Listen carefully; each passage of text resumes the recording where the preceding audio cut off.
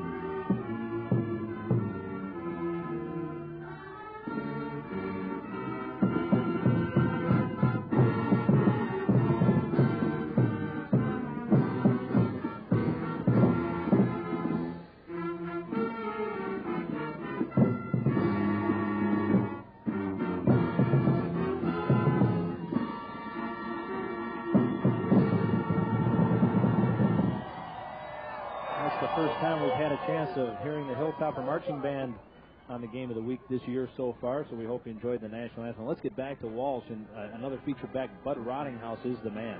Yes, he is. He's that big, bruising runner.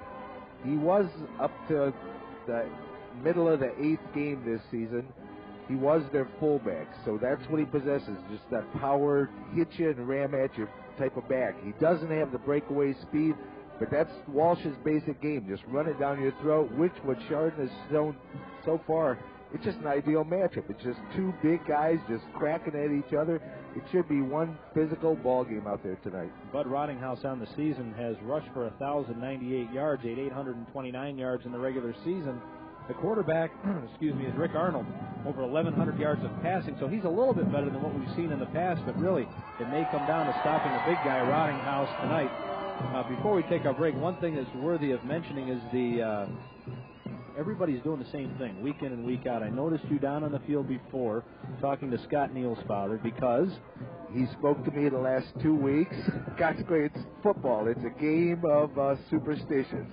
You know, people wear the same clothes to games. They part their hair the same way. They make sure they go to the games with the same people. It's just a game of superstition. Nobody wants to be the cause of breaking those.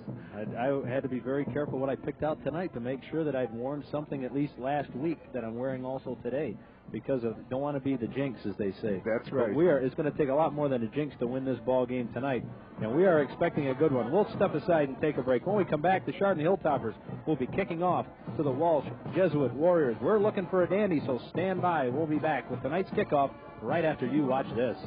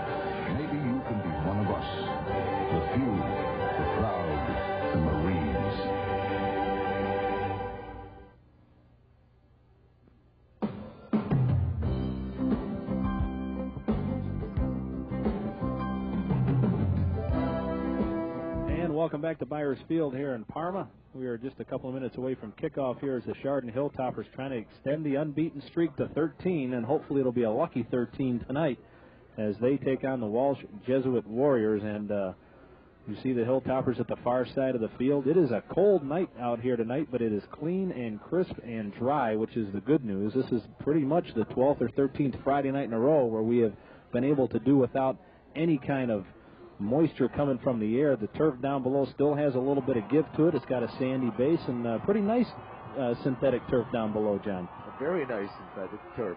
That's one thing you need in these playoff games, which is why they put it on the artificial turf and all. So the weather really doesn't become a factor. You won't get the slipping in the mud and that sort of stuff to take away part of the game. It's more, team against team rather than conditions come into play, and that's why we're sitting here in Byers Field tonight. Yeah, I'm not sure, and I'm not being familiar with the rest of the ballparks in the rest of the state, that there is a game being played on natural grass tonight. I'm pretty sure that once they get down to the Final Four, they do move it to sites like this because at least the playing surface won't be a factor. And really, most people are talking that a year and a week ago, the weather was worse and colder than it is here tonight, so we've been pretty lucky so far. And the winner of this ball game goes on to Paul Brown Stadium in Massillon, Ohio, and that is just the hotbed of high school football, always has been, and what a great ballpark. And hopefully, if you're a Chardon fan, you get a chance to go down there next week and see the Hilltoppers play. They will take on the winner of Rayland Buckeye Local Schools and Pickett. And that will be next Friday night at 8 o'clock at Paul Brown Stadium. And here come the Chardon Hilltoppers. They're going to introduce them one by one. And who's the lucky guy that gets to break down the... With Scott Frank coming out first. And here comes the rest of that unit. It's been a pretty good week so far for Chardon. You've been pretty close to the situation, John. They ready for this ball game tonight? Has it been tough to calm the guys down more than anything? The truth is they've been ready for this ball game for a year for now. Ever since last year when we were at this field and it was raining, conditions were terrible, and Chardon got beat by a very fine Uniontown Lake team, they met in the end zone after the game, set as their goal to be at this game, win this game, and go on and take the state. So they've reached this point. They're not done with their goal yet. They have one more week to achieve it. This is just the barrier to get to the goal that they want so badly. And it is a huge barrier. Keep in mind, Walsh Jesuit last season was a Division I team, and now they're Division II. And they made it this far last year before they lost to eventual state champion St. Ignatius Wildcats 34-0. And a lot of people thought when this team made it to Division II, just hand them the state trophy. But I don't know. From what we've seen so far, I think the road to Paul Brown Stadium goes right down through Route 6 in Chardon, Ohio. To tell you the truth, I think that's it. And the one big factor favoring Chardon tonight is experience. A lot of these kids are in their third year of starting. They're in their 36th varsity game tonight. Defensively, Walsh has, their defensive front four consists of 2 juniors, 2 sophomores, 1 starter holdover from last year, that being a fine one, inside linebacker Joe O'Neill. But in essence, the team that Walsh put on the field in the semis last year is not the team of kids playing here. While Chardon has a lot of their kids right back here again this year. Yeah, we'll talk more about the Walsh defense, but boy, even the defensive backfield of that Walsh defense is young. This is a team that's going to be here for years to come. Chardon lost the toss. Walsh decided they wanted the football to start, which a lot of teams would rather play defense out of the gate to try to get the bugs out. Marty Makar set to kick off.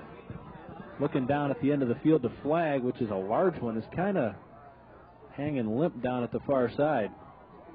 Not really going too far, just kind of hanging around. Hopefully the wind won't be a factor. Again, a crisp night. It is definitely parka weather out there, and we'll see what effect that has on hanging on to the football.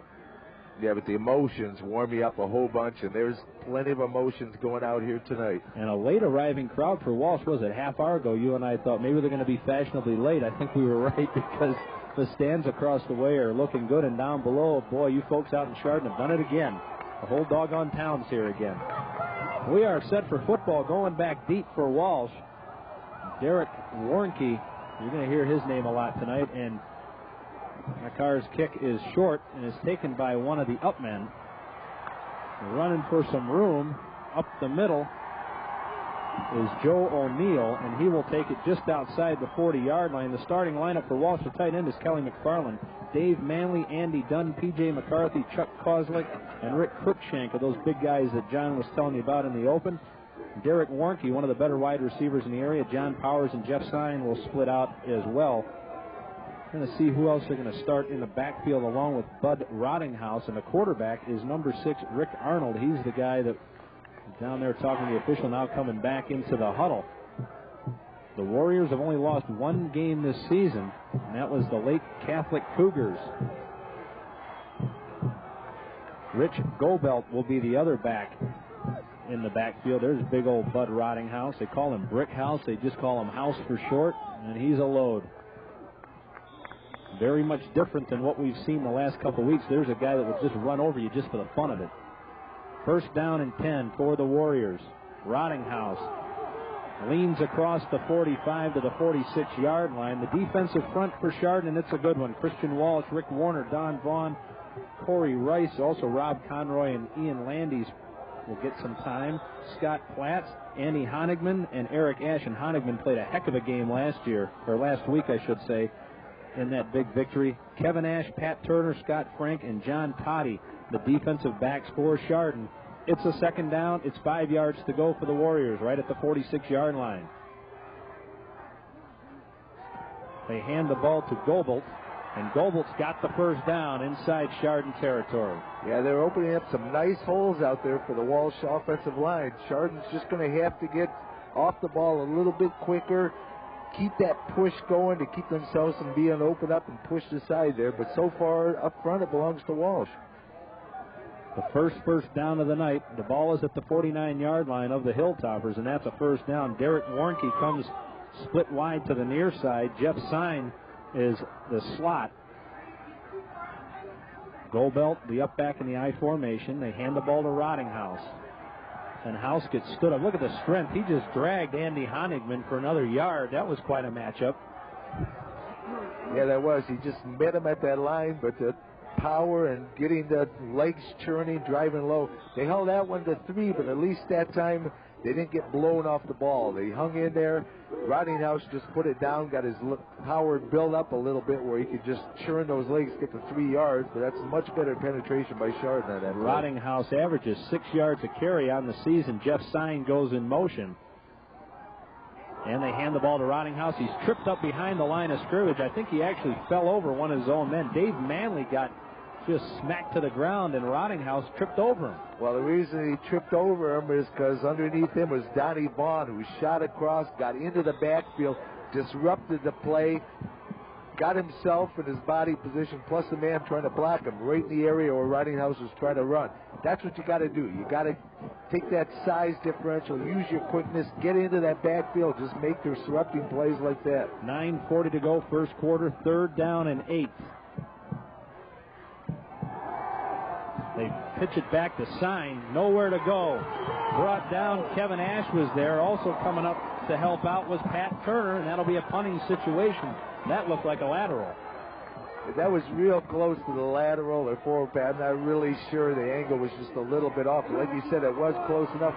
It was well read by Chardon. They saw that coming. Turner was hanging in there, as was Ash. They just sealed it off totally. Punting situation. That was Dave Vitito, and the ball is down at the 21-yard line, and that's where Chardon will take over. First down and 10, Rick Conroy, the tight end. The left tackle is Rob Conroy, left guard Rick Warner.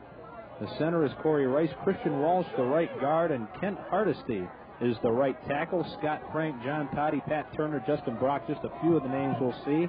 Eric Ash, Joe Krebs, Tim Michael, Bill Gilbert, all those guys will be playing. There's Bob Doyle, a couple nice articles about Bob in the papers this week. And Scott Neal is the quarterback. He split Scott Frank wide to the far side. Neal's going to hang on to the football. And he's near the 30-yard line for a gain of about 9. Up front for Walsh, Ryan Rosel, Vince Marsh, Matt Pila, and Joe Sabitti. The linebackers, Joe O'Neill, Rich Gobelt, Jeff Nutt, Pat Robinette, and Mike Casario. And the defensive backs, Jeff Sine, Darren Warnke. You also see Jason Mistritz back there, Pat Vogt, John Powers, all kinds of guys running in and out. Second down, a yard.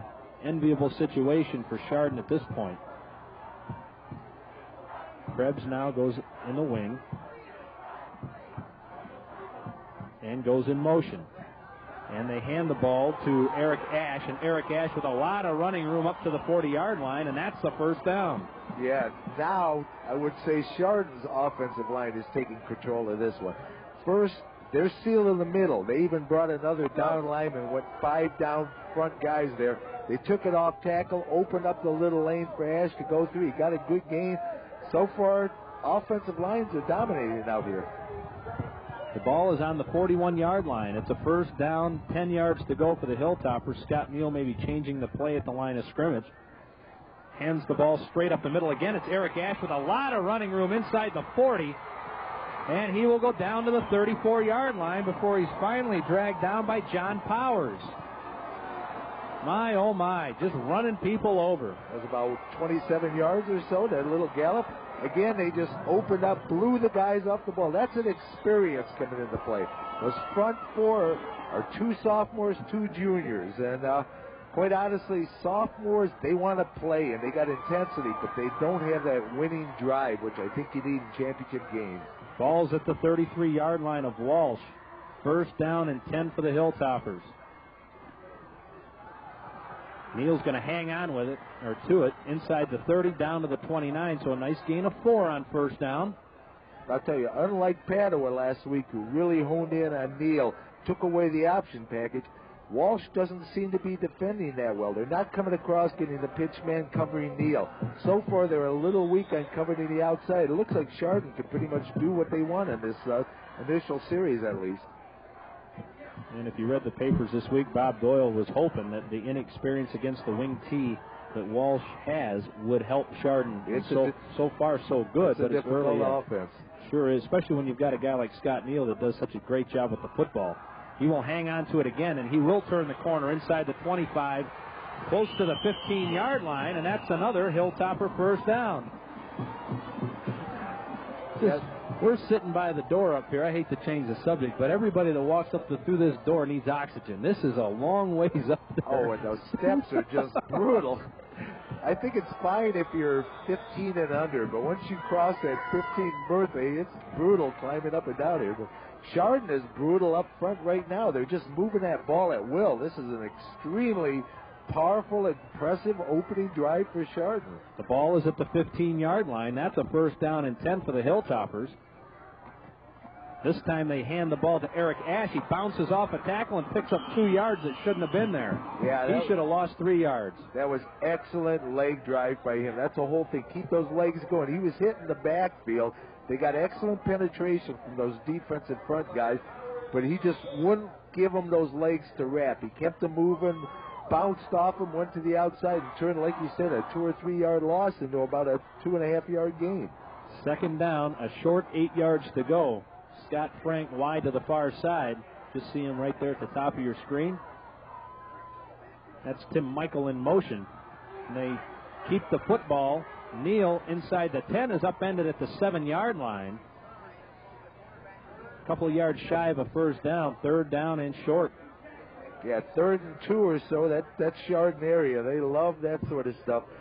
And they're probably in the neighborhood where, hopefully they can push it in, grab that first down. If not, then Coach Doyle's got his first big decision of the night on whether he's going to go for the 3 or not. But we'll just hope that they can gain those 2 yards in this particular play. John Toddy checks into the game for Chardon. We're down to 4 minutes, 55 seconds to go first quarter. It's Toddy coming wide to the near side. But forgive us, there's a huge hole in our way. They hand the ball straight up the middle. No decision at all. That is Ash, touchdown. No decision whatsoever. The decision was, wow, do you want Neal to score or do you want Ash to score? That was a phenomenal opening drive. That's just sticking it right down their throat. This is the advantage we thought Chardon had. Their offensive line is, we looked at all these all-league, we looked at all the all-district ratings. Here comes the replay here. You just see, look at that hole open. Look at the lead blocking, just taking him right into the end zone. total domination on that up front group. Anyhow, getting back to the point I was going to make, I'll get it after this extra point. Marty Makar's extra point is good, so with 4:48 to go here in the first quarter, it is Chardon up 7-0, an 80-yard drive, and there's the Chardon faithful that have ventured out here. I was kidding around with some of the folks in the stands before the ball game about getting their visa to come all the way on this side of town, but they have come out in droves. This is super. Good to see, and they've been treated to a heck of a drive. Isn't that something? Like I was trying to say, they had all-district teams, everything like that. I think every member of that offensive line should be an all-district. That's just an amazing. It's got size.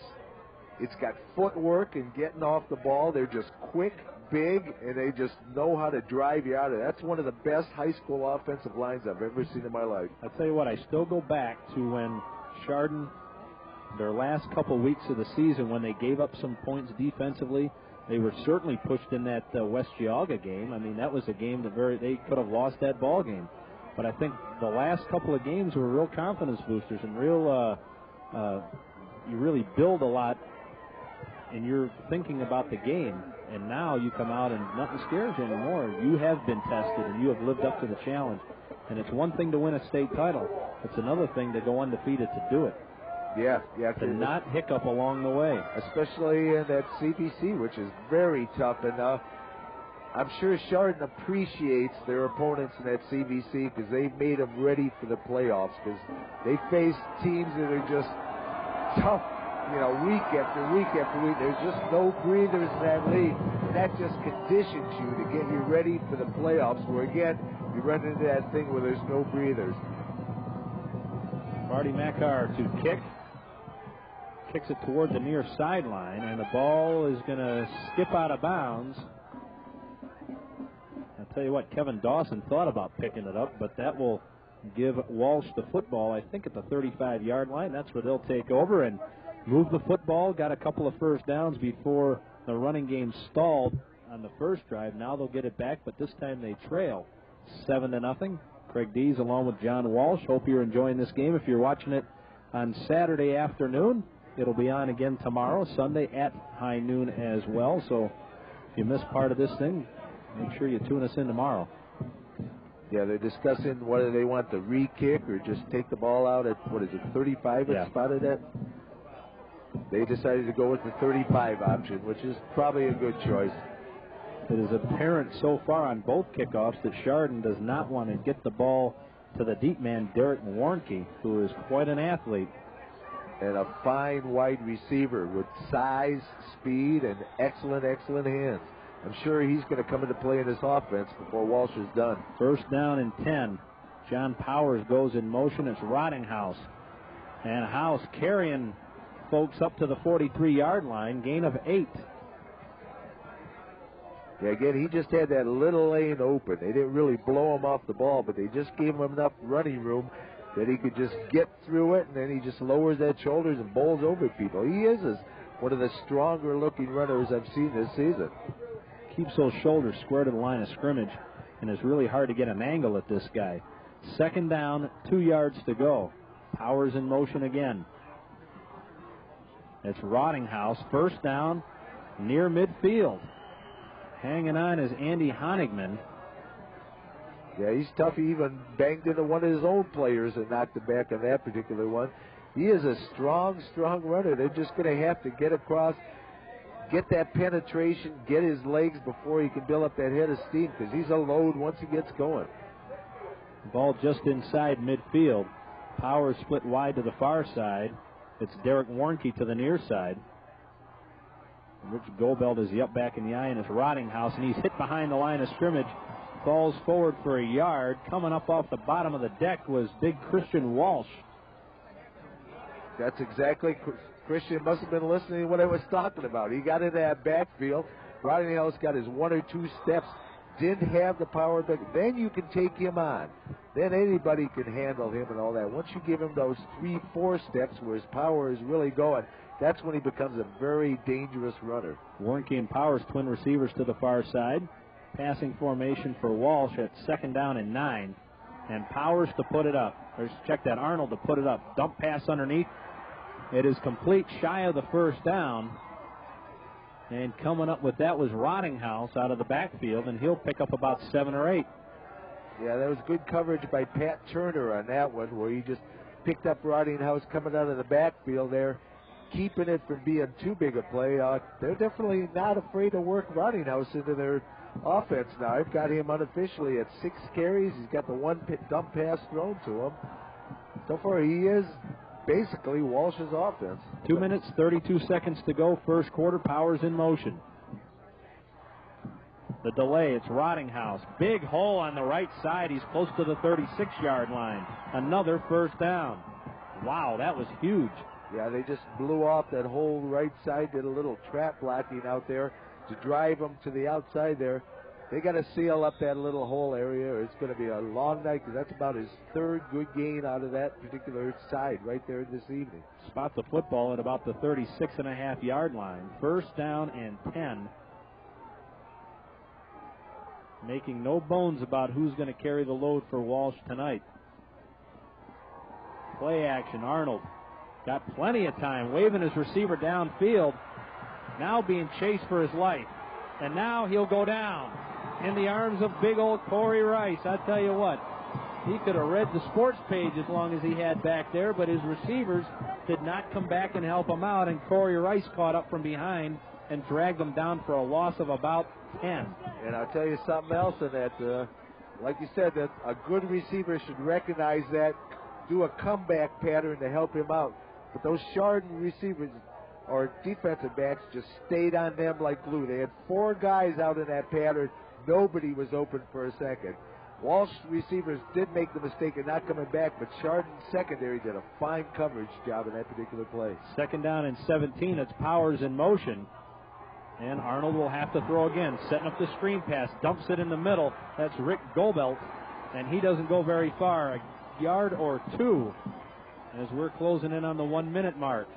Yeah, that was read fairly well. I saw Don Vaughn and Rick Warner all of a sudden come up on it, read it was a screen pass, go back, help out on the tackle as Andy Huntingman was helping out in the area there to do it, but he also had help from his 2 defensive down linemen. Good read by those guys in that particular play.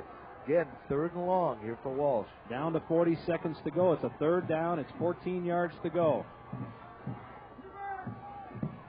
Arnold, play action again, steps up, fires deep, looking for Warnke. The pass is caught, 10-5, touchdown.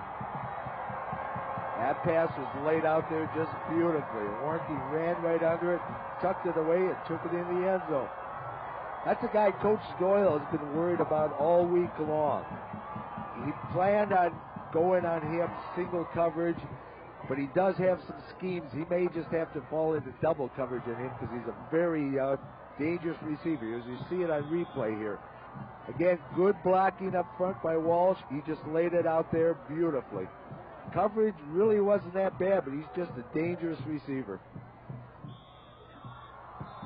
Extra point's good. The extra point is good by Dave Vitito, and with 27 seconds to go here in the first quarter, we're right back where we started. Let's tell you about the good folks that are bringing you this game, and so far brought you each and every game so far right here on Cablevision Channel 24. Our proud sponsors. Yeah, I'm being told they're coming. I want to make sure we say them in the right order here. There they are, Chuck Old Chevrolet. I heard everybody's taking our advice and walking up to Chuck and saying, "Hey, Chuck, thanks for bringing us the game every week. So keep doing that. Next thing you know, this guy will be mayor of Chardon." Never met the man, but next I hear he's almost a mayor. Also brought to you by Newman, Leary, and Bryce. We thank them for their sponsorship of this ball game. Junction Auto Sales, as well as the Chardon Courier. If you can't patronize these people, at least pick up the phone, give them a call, say hello to them on the street, say, "Hey, thanks a lot for bringing us the game for the last 3 weeks. We really do appreciate it," and thank them very much, because without them, we would not be here. And Bob Doyle, how do you think his stomach's feeling right now? Things were moving along pretty good. Got him 3rd and long, and bam, just like that. Rick Arnold stepped up with a nice pass. Well, I'll tell you, his offense performing like they did the next time will get rid of those little butterflies real quick, and they can just shove it right back in. This has got the makings of one of those whoever has the ball last type games. Dave Vitito, the junior, to kick off, going back deep for Chardon. John Toddy, and I think Joe Krebs is back there, but that'll be taken by one of the up men. That's Kevin Ash, and Ash breaking tackles across the 40, stays on his feet to the 44-yard line. Nicely done. Kevin Ash with a nice return. Oh, that was just an excellent return. I'll tell you, Kevin's got 8 interceptions on the season so far, so he knows what to do when he gets that ball. He can return them as well. It was an excellent return, busting it to the outside, breaking tackles, and just keep moving forward. I don't know if we're going to have a chance to get another playoff here. We're down to 9 seconds and counting. I think Scott Neal just turned around and looked at the clock and said, nah, we'll just hang on to it right here. Well, that's going to do it. We have played 1 quarter of football here at Byers Field in Parma, and we're no better off than we were when we started. We're all tied up at 7 apiece. We'll step aside and take a break. You're watching Chardon Hilltopper football on Cablevision, Channel 24.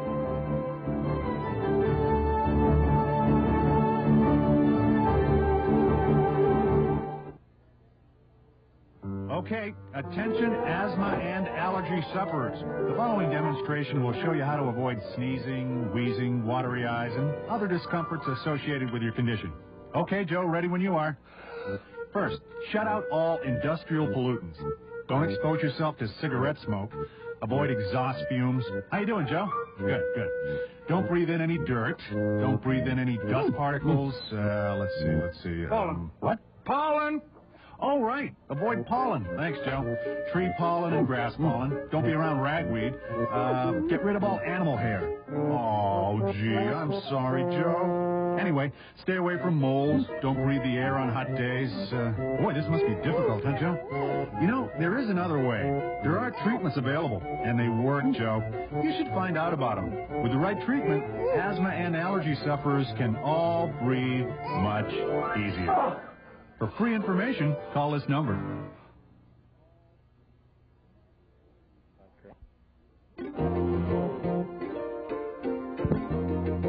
We begin quarter number 2 from Byers Field in Parma. State semifinals. The Chardon Hilltoppers taking on the Walsh Jesuit Warriors. Walsh doesn't bring a band with them, but before the game they said they had their band on the far side. They bring a big old boom box. I don't know how many watts of power in this boom box, but they had that Tomahawk Chop song going, and you could hear it very well inside this glass enclosed press box. But jokingly, the Walsh people say, oh, that's our band in a box. They play marches and all kinds of good stuff. Thanks, Red. Red Jevnikar doing me up with a little soda pop here. The ball is at the 45-yard line. It's a first down and 10 for Chardon. They go left side. That's Bill Gilbert.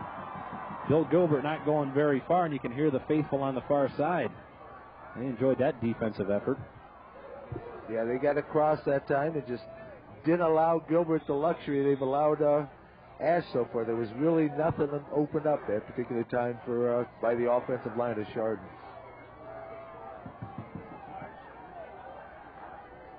Walsh Jesuits' only loss this season was to Lake Catholic. They lost 20-10 over at Menor Memorial. Scott Neal going to put it up.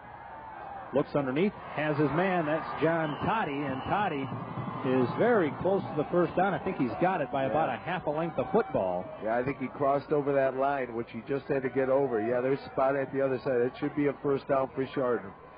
It was nice to see. He got to meet Scott Neal's father before the ball game. Very nice man.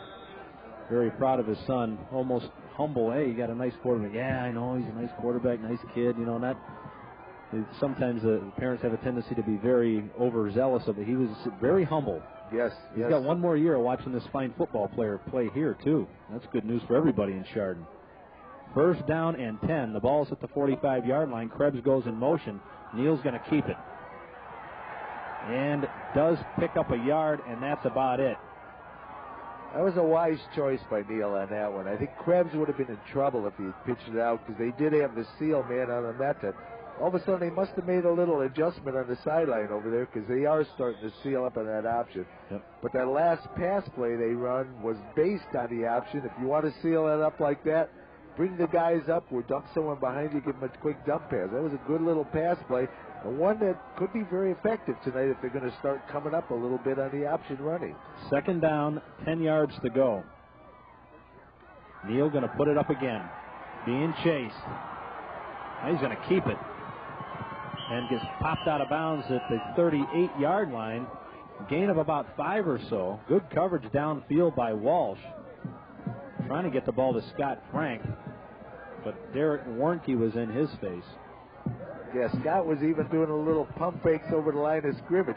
I believe he knew, but it did freeze the guy for a second to give him that extra yard or two. Because, you know, quarterbacks have a pretty good handle with the line of scrimmage. Defensive guys really don't, so they gotta honor that pump fake. That bought him another yard or two. Now it's 3rd down and 2. They go right side with Tim Michael, and Tim will be shy of the first down by about a yard. And I think at this stage of the game, this part of the field, you got to be going for it here. I don't know. This is one of those, you want to pin them deep in the hole or you want to give the short yardage. This is the first decision.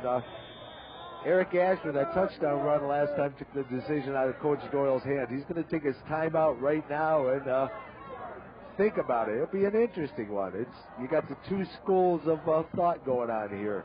One, should we be very conservative, try to pin them deep and all? The other one is, it's playoff time. Let's pull all stops and go for it. We'll see what Coach Doyle comes up with. If your punt goes in the end zone, you're going to net about 16.5 yards out of it. Yeah, you definitely don't want... The way this defense has played all season, I think you don't mind putting the ball in their court, saying, hey, if we miss it, they got the ball in decent field position. Get out there and stop them. Look at all them folks.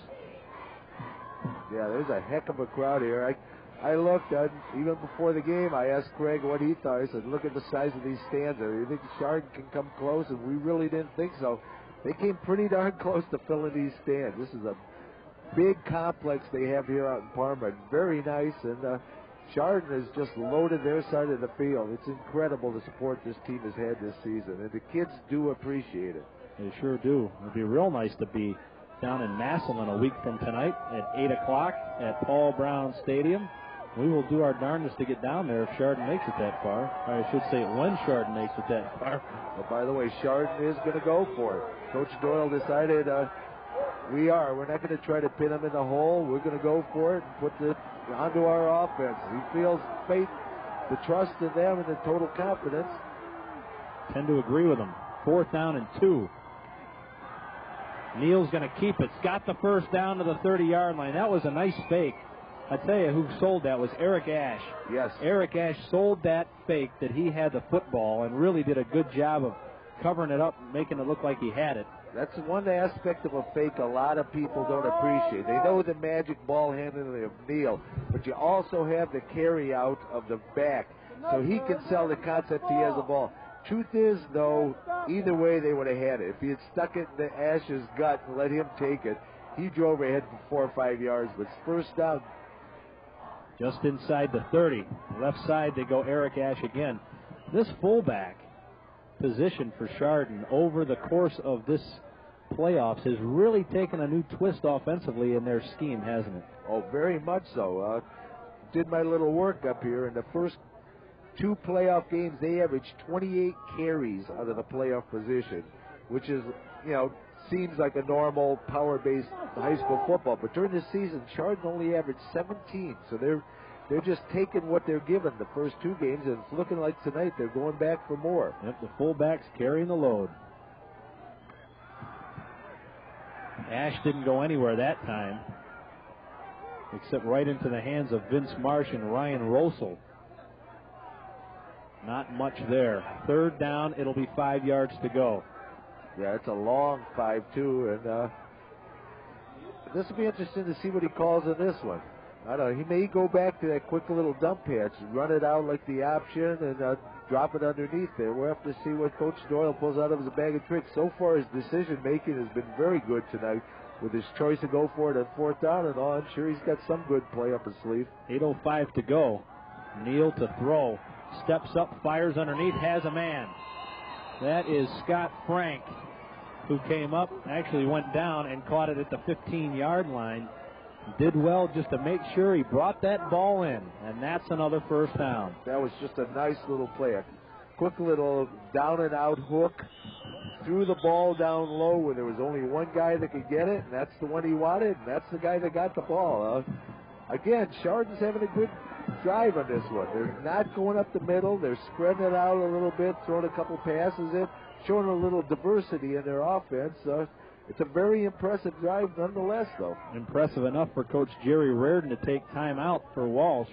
Each team has used one timeout right now. The ball's at the 15-yard line. You talked about the great fans. I was talking to a friend of mine. I hadn't seen Jeff in years. Jeff Jernasik, a guy that I went to high school with, grabbed me as I was going by, said that him and his family have been to 11 of the 12 ball games so far this year, and that's a guy who doesn't even have kids in the high school yet. He's got just little peanut kids like I do, but taking the family to the game and enjoying himself, and I think that's a testimony to the town. Well, I'll tell you, you're getting a lot of probably through the school influences. Kids, little buddies are going from the elementary schools and all, want to meet up there. You go, and you just tend to fall in love with it. This is just an incredible football team, a fun team to watch play, and you just get caught up in the spirit of the town. They're talking about them at the grocery stores, the gas stations. They're just all over town. Hey, I was down a couple days before Thanksgiving. I was down at the Finest in Painesville, and they still had Chardon Hilltopper signs in people's cars in the parking lot as I was backing up the groceries. First down, 10 yards to go. The ball just outside the 15-yard line of the Walsh Warriors. They hand the ball to Ash. He falls forward inside the 10. Nice gain of about 5, so we're halfway there to a first down. Yeah, that was an impressive opening up. They gave him that little lane again. Eric Ash has been running just really, really hard in these playoffs. He's doing just a super job out there. Had that little lane, took it, and this is the area on the field where real estate is really hard to come by. He made it look easy with that 5-yard pickup. Second down and 5 is just ideal. Anytime you can get into that second down and 5 or less, your offense is in gear. Scott Platts is in the ballgame as another tight end. They hand the ball to Ash again, and Ash stays on his feet and near the 5-yard line. That ought to be a first down. Boy, that was just patience on that one. The hole wasn't quite open up. He just waited just that hair to get the little opening he needed to push ahead. Good ball carrying and good patient ball carrying by Eric Ash. Oh, they're going to measure this thing, but it looks like we're way, way, way up there, and it looks like he's got it from here. I don't know about you. Yeah, we'll have to see how they figure it here. It did look like he should have it by at least the length of a football. Well, I guess he had it by, doesn't matter, a dimple on the football is all that matters at this point. Sure looked like he had it from here, and he certainly did. Chardon, now both times they've had the football, have had some very nice drives. This one started at their own 40-yard line after a nice kickoff return by Kevin Ash. Yeah, I've already got Eric Ash with 7 carries on the night. Bill Gilbert had 1, so that's 8 in the fullback position. Rich Svoboda now in at a tight end. Neal going to hang on to it, cuts inside the 5, spun around to the 4-yard line. Dragged down to the ground. Joe O'Neill, who's one of the better linebackers in the area, brings him down. Yeah, they're talking he's very much a potential all-state linebacker. And he did put a lick on Neal that time. Got a gain of a yard, hobbling off the field. Rick Conroy, one of the tight ends, coming off, showing some strength, hobbling off on one foot. And Rich Svoboda, who had come out, goes back in. Second down goal from the 4. Neal going to keep it again. They turn this play wide. He pitches it back to Krebs. Oh, what a play. Was that pretty? Oh, Joe O'Neill had him dead to rights. O'Neill still prone on the ground. He had Neal dead to rights, and somehow Scott got the football back to Joe Krebs, and that's 6 points. He was just waiting. And I'll tell you what really helped make that play. 2 factors. One, Neal waiting to the last possible moment to pitch it out there. Here it comes again on replay. Number 2, watch the acceleration coming out of Joe Krebs as soon as he gets that ball. Boom! He just shoots like a bullet. That's what you need. You need that instant acceleration. Those guys had the angle on him, but that burst of speed just took the angle away from him. Good play by Chardon. Marty McCarr makes it 14-7. Tell you, I don't know, if, Joe, if we get a chance to watch that one more time, if you can find it. If if you look at one of the defensive back, John Powers honestly thought Joe O'Neill had Scott Neal dead to rights, and he committed to come in and put the finishing touches on him. Oh, gave up on Krebs a little somehow, yeah, let's go. Let's see it. Watch this again. You'll see 21 come up near the top of your screen. He gives up on Krebs right there, and he's gone. Instead of trying to string it out, and Warnke just could not come up in time. Somehow Neal with one hand just pitched it back. Man, oh man. I'll tell you, that was a time-consuming drive by Chardon on that one. There's Scott Neal. Boy, they're showing a variety today, though. Yep. They're coming at him. If Walsh has been studying those films, expected the same offensive scheme that went against Padua, went against Riverside. They're not seeing it tonight. Chardon's opened up. They're showing a lot more facets that they have in their offense. There's Rick Warner getting a well-deserved drink. No more. Warner, no more. You hear the guys telling him, no more, meaning no more points, not no more water. Yeah, that's exactly what I'm sure that's what they thought. Because you don't tell, what do you tell a 260-pound tackle there? You don't tell him no more water. Guy who's getting whomped on every play, you're going to tell me no more water? They're talking about no more points. Marty Mekar set the kick off. Two very nice drives by Chardon so far. They have had no problem moving a football. And another little pooch kick taken by one of the upmen. That's Rich Gobelt. And Gobelt will take it up to the 37, maybe the 38-yard line. And he is brought down on the play by Ryan DeWeese. So a first down and 10 for Walsh. Now it's up to the Chardon defense to see if they can stop the Warriors. The Warriors, the first time they had the football, moved it fairly well, but came up short. The second time, marched it right down, and third and a million. Had a beautiful 41-yard touchdown pass. Jeff Sines split wide to the far side. Derek Warnke to the near side. The officials are huddling over the football trying to figure out something. Yeah, I'm not sure exactly what they are.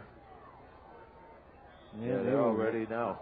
Wind up the clock with 6 minutes to go. First half. Rottinghouse stopped at the line of scrimmage and still picked up a couple of yards. Warner was there. Honigman was there. Yeah, Rice was in there too. Actually, a lot of the guys. Scott Frank was in from the backside. I guess Rick Warner took to heart what they said about no more, because he shot right through there and grabbed Rottinghouse from behind. Kept it to just a short gain. Gain of 3. Second down 7. Warnke split wide to the far side, and Jeff Sine is a slot.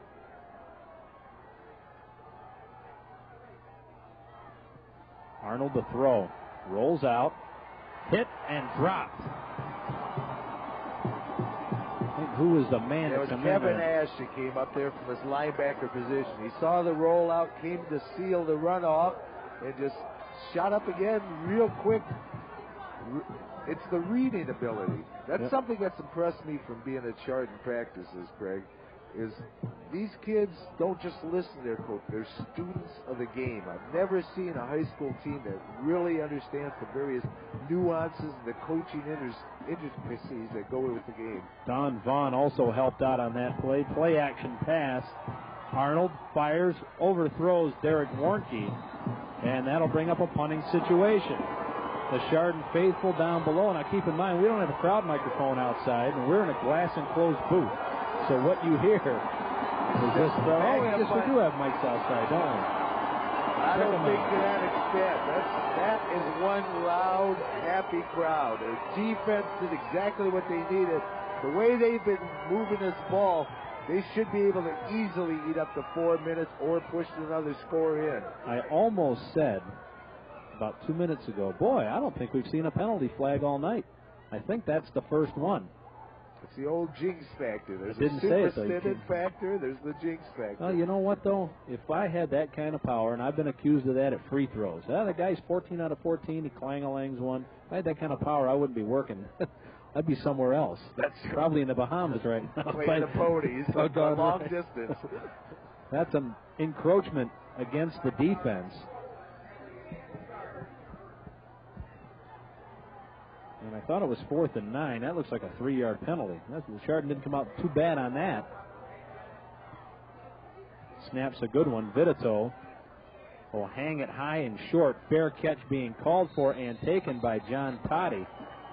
And Chardon will have the football in excellent field position at their own 34-yard line. Plenty of time on the clock. 4:26 to go here in the first half. We are coming to you tonight from Byers Field in Parma, Ohio. I'm Craig Dees along with John Walsh. Happy that you could join us here for the broadcast. Again, if you're watching this on Saturday, this will be replayed tomorrow, Sunday, at high noon. If you're watching it on Sunday, hopefully we'll have one for you next week. If not, maybe we'll just show this one again. No, we'll have another one next week, I believe. Thank you. Hot dog, John?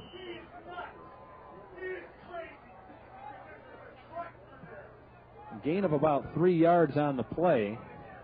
They're handing out lunch here for us. This is incredible. See? Service with a smile here at Byers Field. And we have more room this week. Yeah, a little bit. 2nd down, 7 yards to go. The ball's at the 37-yard line of Chardon. Be nice to see the Toppers get in one more time before the half, or at least give Marty McCarr a chance to pop one through the uprights. Krebs goes in motion. They hand the ball as Ash barrels across. I think he lost the football. He did. Fumble, and it is recovered by Walsh. Joe O'Neill is Johnny on the spot, and that ball bounced right up into his hands. Yeah, that's definitely something Chardon wanted to happen here. Defense is back on the field. They got to do their job again.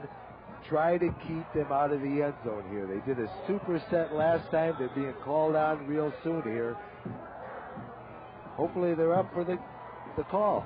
The ball is at the 47.5-yard line of Chardon. There's 3:33 to go here in the first half. Walsh gets the football back. The first turnover of the night. Rottinghouse, huge hole right side. And he's on his feet, and he falls forward to the 32-yard line. And the real bad news is the crowd on the far side is loving it, and they're up on their feet and getting their team fired up. The ball's at the 33 now, 1st down and 10. He's tough, huh? Oh, he's amazingly tough. What a strong runner, and he's only a junior, too. That's the premier runner I think I've seen this year in all the games I've watched throughout the playoffs and the regular season. 1st down and 10 for the Warriors. They trail 14-7. Rottinghouse tried to pick his way through. Still got a yard or two. Very tough yards up the middle. Coming up off the bottom of the deck. There goes Donnie Vaughn underneath there. Scott Platts also. Yeah. If you can contain him to 3 yards, you're doing a fine job because he's just an incredibly powerful runner. Back it up. 2nd down, 7 yards to go. The ball is at the 30-yard line of Chardon, down to 2:33 and counting here in the first half.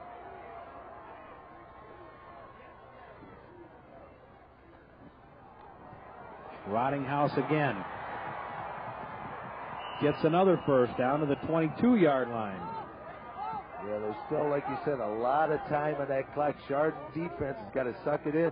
That time they had some excellent blocking on the left side of the Jesuit line. They just sealed it off and just gave that whole lane on the outside to Rottingham, and he built up his power base, got a few extra yards out of it.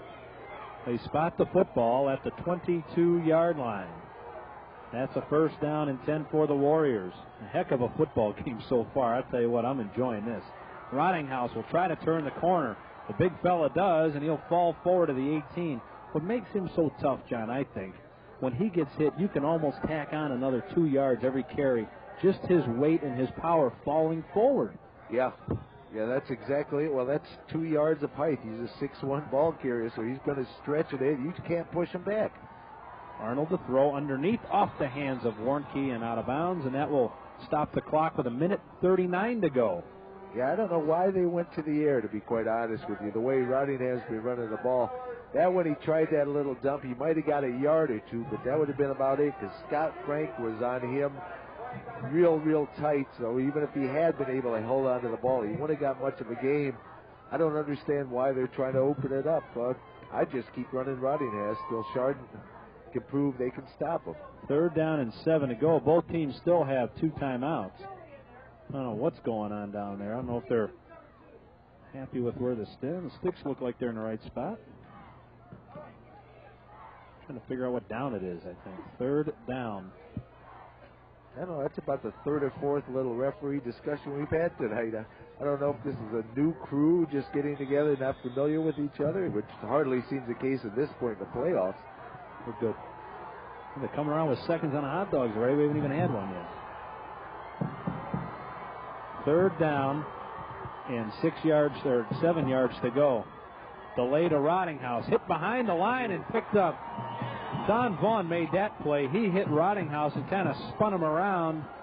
And I think it was Eric Ash that came up and polished them off for a gain of only a couple. Yeah, it was. They had the middle bunched up. Like you said, it was Don Vaughn that set the tone of that play. He got into the backfield, disrupted it, slowed him down enough. Then everything else is up as Walsh takes a timeout here. Everything else was disrupted in the middle. Rottinghouse tried to go over the pile. Eric Ash said, this is my territory. Interesting to see if Walsh settles for 3 here. I'm sure they probably will, because we were looking before, and it's Vito. Is that the name of their kicker? Vito. And if you're go ahead. You seem to have incredible range and leg strength. The only difference is, and we don't know this because we haven't really seen anybody try for the field goals, is the wind was blowing behind him. But he still, from what I remember watching him against Lake Catholic, has quite a toe. Yeah, we don't have a whole bunch of wind. That flag is still pretty much pointing down. Yeah, there's 3 players coming out, so I'm assuming Vidito is on the field. Yes, he is. He is standing at the 25-yard line, which means it'll be a 35-yard attempt, and Marty McCarr was having trouble from that range before. Marty got a pretty decent leg on him, but I think that wind may have had something to do with it. But I tell you what, 4th down and 7 yards against this Chardon defense at this stage of the field, with it being so small, is a tough row to hoe. Very much. So I think they may figure this is their best shot at putting some points on the board. This will be a 35-yard attempt here. Right inside the right hash mark. There's 1:20 to go. The snap right back to the kicker. Vidito throwing into double coverage for Warnke. Oh, great defensive effort. John Toddy just knocked it away. I think he snuck a hand underneath and flipped it away. That was a nice pass. That was a heck of a pass. That was right on the button. Tell you what, Mr. Vidito, nicely done. If it wasn't for John Toddy getting, good thing he didn't cut his fingernails this week. So I think he just did get the tip of his finger on it. And I don't know if we can see that again, Joe. If we could, that'd be great. I see on the chart here, Vidito is listed as kicker quarterback. I haven't seen many kickers that can throw it past that fine. So now I understand it. He's not off your soccer team. He's there, also as a backup quarterback. Good job by the Chardon defense of not getting sucked into that play. Straight up the middle they go. Eric Ash. A lot of running room across the 30 to the 33-yard line.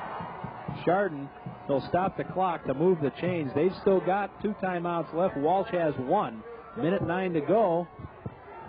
You know something, Craig? That play I like. One, it was a nice gain and all that. I also like the fact that Coach Doyle went right back to Eric Ash. He's the one that fumbled on that last play. Just to let him know, hey, you're still my running back. I got confidence in you. Yeah, Eric paid off for that confidence with a good run. He's done too much to lose faith in him now, and Scott Neal falls forward to the 29-yard line. Now you're down to 46 seconds to go. Chardon does not appear as though they're going to take a timeout. They may be just content to run at their 31. They will get the football to start the second half. Don't forget, coming up at halftime, we will have the Chardon Hilltopper Marching Band. Got to see them a little bit in the pregame. You'll get to see the halftime show. 25 seconds and counting. Second down and a dozen. Yeah, this could be the last play of the half. Up the gut they go, Bill Gilbert. And that ought to do it. Down to 13. The Chardon coaches that are to our immediate left will be packing up and going down. Got to be very happy about the way the first half went. John, 14-7. The offense proved they could move the football pretty well, and the defense rose to the occasion on a couple times themselves. Yeah, so we got the makings of one tremendous second half here. this is what the semifinals are all about. Both these teams played an excellent first half. We are 24 minutes away from one of these teams, hopefully Chardon, going to the state finals. We'll step aside and take a break. When we come back, we'll have the Chardon Hilltopper Marching Band. We'll have second half action. Stand by. You're watching Hilltopper Football on Cablevision, Channel 24.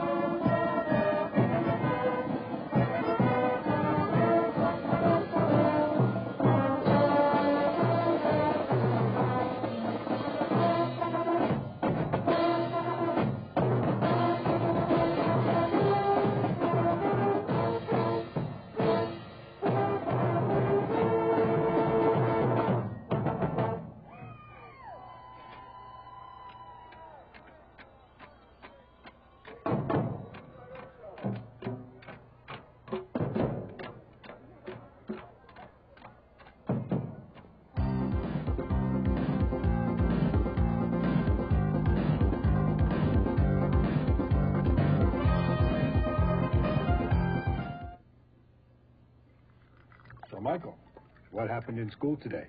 Nothing. Nothing. Nothing. Thanks, son. Come on. Something must have happened. Nothing.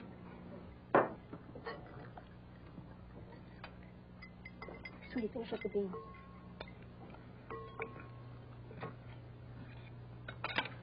Teresa, what'd you do today?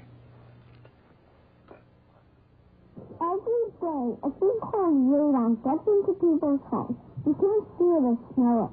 When people keep breathing it, they could get lung cancer and die. It's so weird. Why should radon have on Sunday sick?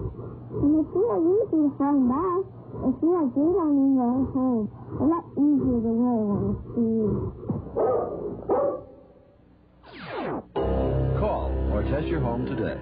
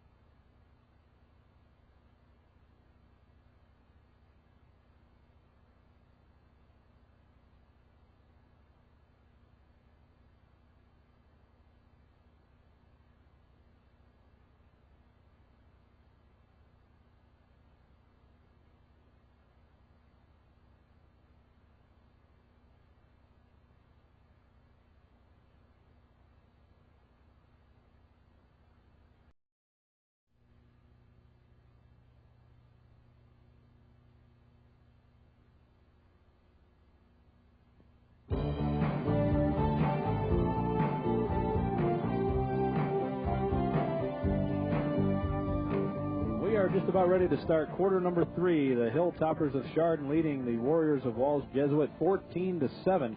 Recapping the scoring back in the first quarter at 4:48 to go. Eric Ash, a 7-yard touchdown run.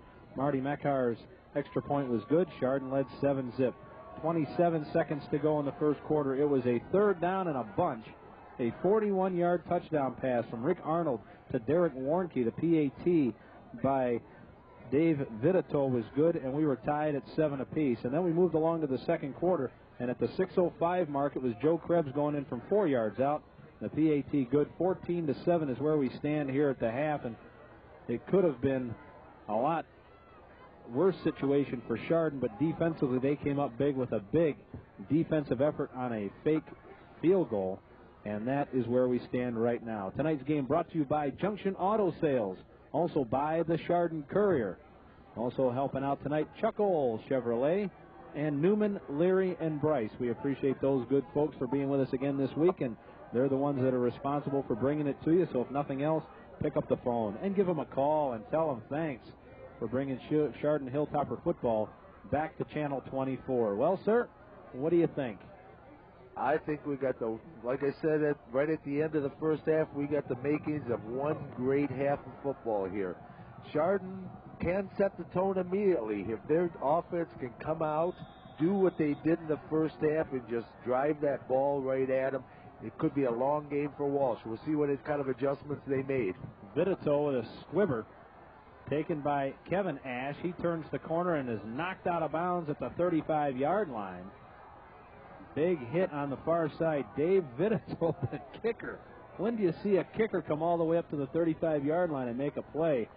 Vitito did that, and that's a first down now for Chardon. Yeah, but one difference there, Craig, is he's also playing. A lot of kickers on teams are specialists. That's all they do is kick and all. Vitito showed before he's an athlete who can throw the ball as well. I suppose anybody that gets any quarterback experience likes to return hits, so that's why he comes up a little bit short and makes the hits. First down and 10. They hand the ball Eric Ash across the 45. He'll be close to a first down.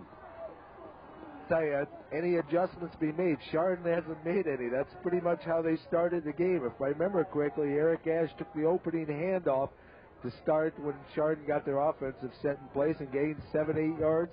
This time he made it, I think, just a hair shy of the first one. They're going to measure. They're going to measure, but it's close. Yeah, he's right there, 9.5 at minimum. Yeah, I think he's got it by about half the length of the football. Let's see how good the eyes are. Oh, my, yeah. How about that? Half the length of the football, huh? Not too bad. Not bad at all. The one thing in all the years of calling football, the one thing I could always do is spot the chains. That's it. I'm still learning from my one area of expertise. Somewhere it's got to be out there, but someday maybe we'll stumble on that. Well, this is no claim to fame for me, I'll tell you. The only thing the guy knows is whether it's a first down or not. The ball is at the 46-yard line of Chardon. First down and 10. They hand it to Krebs. A lot of blocking out in front. Cannot get away from John Powers. Powers drags him down. That could have been a lot worse for Walsh. Yeah, but again, a good gain of 7, close to 8 yards for Joe Krebs on that particular carry. Chardon's just taking what they want. It's incredible. Once you get to this point, so far Walsh has not done anything defensively to shut down Chardon. Chardon has been able to move that ball at will. Chardon, the only time Chardon didn't get in the end zone was when they fumbled. Second down, 4 yards to go. This time it's Tim Michael. Michael's got the first down. Plenty of room across the 41-yard line. Chardon might have been pretty lucky there because leading the way is that number 75 again. Who is 75? Gets us every week. It's not on the roster. They got everything but. Yeah, there's a couple of jerseys out there that we really don't know who the players are. Might have been Rob Conroy. No, that wouldn't be Rob Conroy, 73. Is he out there? I'm just wondering if he switched jerseys. Trying to see who's not out there. Well, anyway, it's a first down and 10 for Chardon. The ball's at the 40-yard line. 10.5 minutes to go. Craig Dees along with John Walsh. Scott Neal pitches it back. He's got Krebs. Good move inside the 30 down to the 25-yard line. boy, was that pretty. Boy, Jeff Sign saw him, totally missed him. Yeah, Neal he's got that tendency. He's just so accurate with those pitches, too. He just leads the guy perfectly so he doesn't have to break stride, either speed up to try to catch it or slow down and wait for it to come. That ball just hits him perfectly in stride as he continues, gains appreciable yardage. Again, an impressive opening drive by Chardon. I know I'm overstating that and saying it many, many times, but they're just moving the ball incredibly well against this Walsh defense. Eric Ash one more time on first down inside the 15-yard line. That'll be short of the first down by about a half a yard. They're getting huge chunks of yardage on first down, too. Yeah, it's amazing. It's, the smallest carry I have this half so far is 7 yards, and that isn't a bad carry by any means. Justin Brock checks into the ball game for Chardon. Second down, less than a yard to go. Eric Ash is just continuing with his fine carrying here in the playoffs this year. Michael in motion. Neal's going to keep it, and he's down to the 11, and that's another first down. They have spread the wealth here, well, actually throughout this whole ball game, and that's what even makes it tougher when you have this type of an offense, when 3 or 4 different guys have touched the football throughout the course of the evening. Yeah, actually, they've had 5 guys carrying the ball for Chardon here, but primarily it has been split between Neal coming out of his quarterback position and Ash coming out of that fullback. Well, Ash and Gilbert coming out of that fullback position. First down and 10. Ball is at the 10.5-yard line. Eric Ash again, he just got punished, but he gains about 3 yards. And quite honestly, I mean, you don't want to talk punishment and all, but the Walsh player, if he's going to punish him, he should be driving him back towards his own backfield. That time he pushed him ahead and drove him ahead for that 1.5 yards or so. But, once you get out there, you take the hit where you can get it. Second down and 7. Chardon can get a first down at the half-yard line.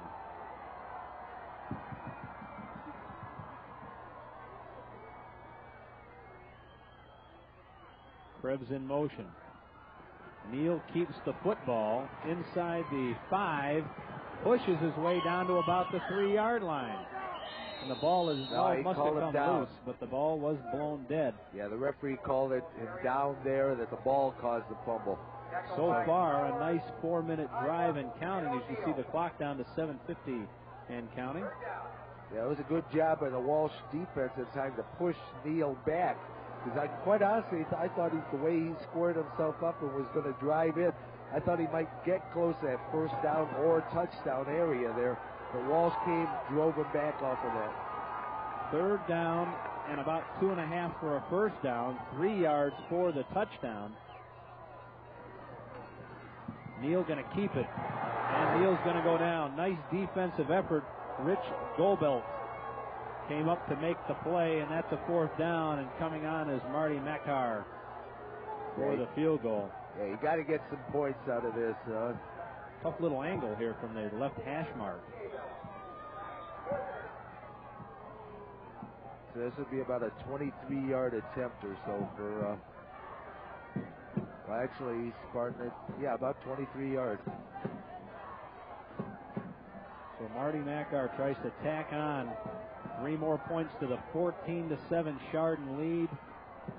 Nice time-consuming drive. The kick is up. It's got the distance. It is good. So Marty Makar from 23 yards out put Chardon up on top by a score of 17-7. Again, that offense just moved the ball down there.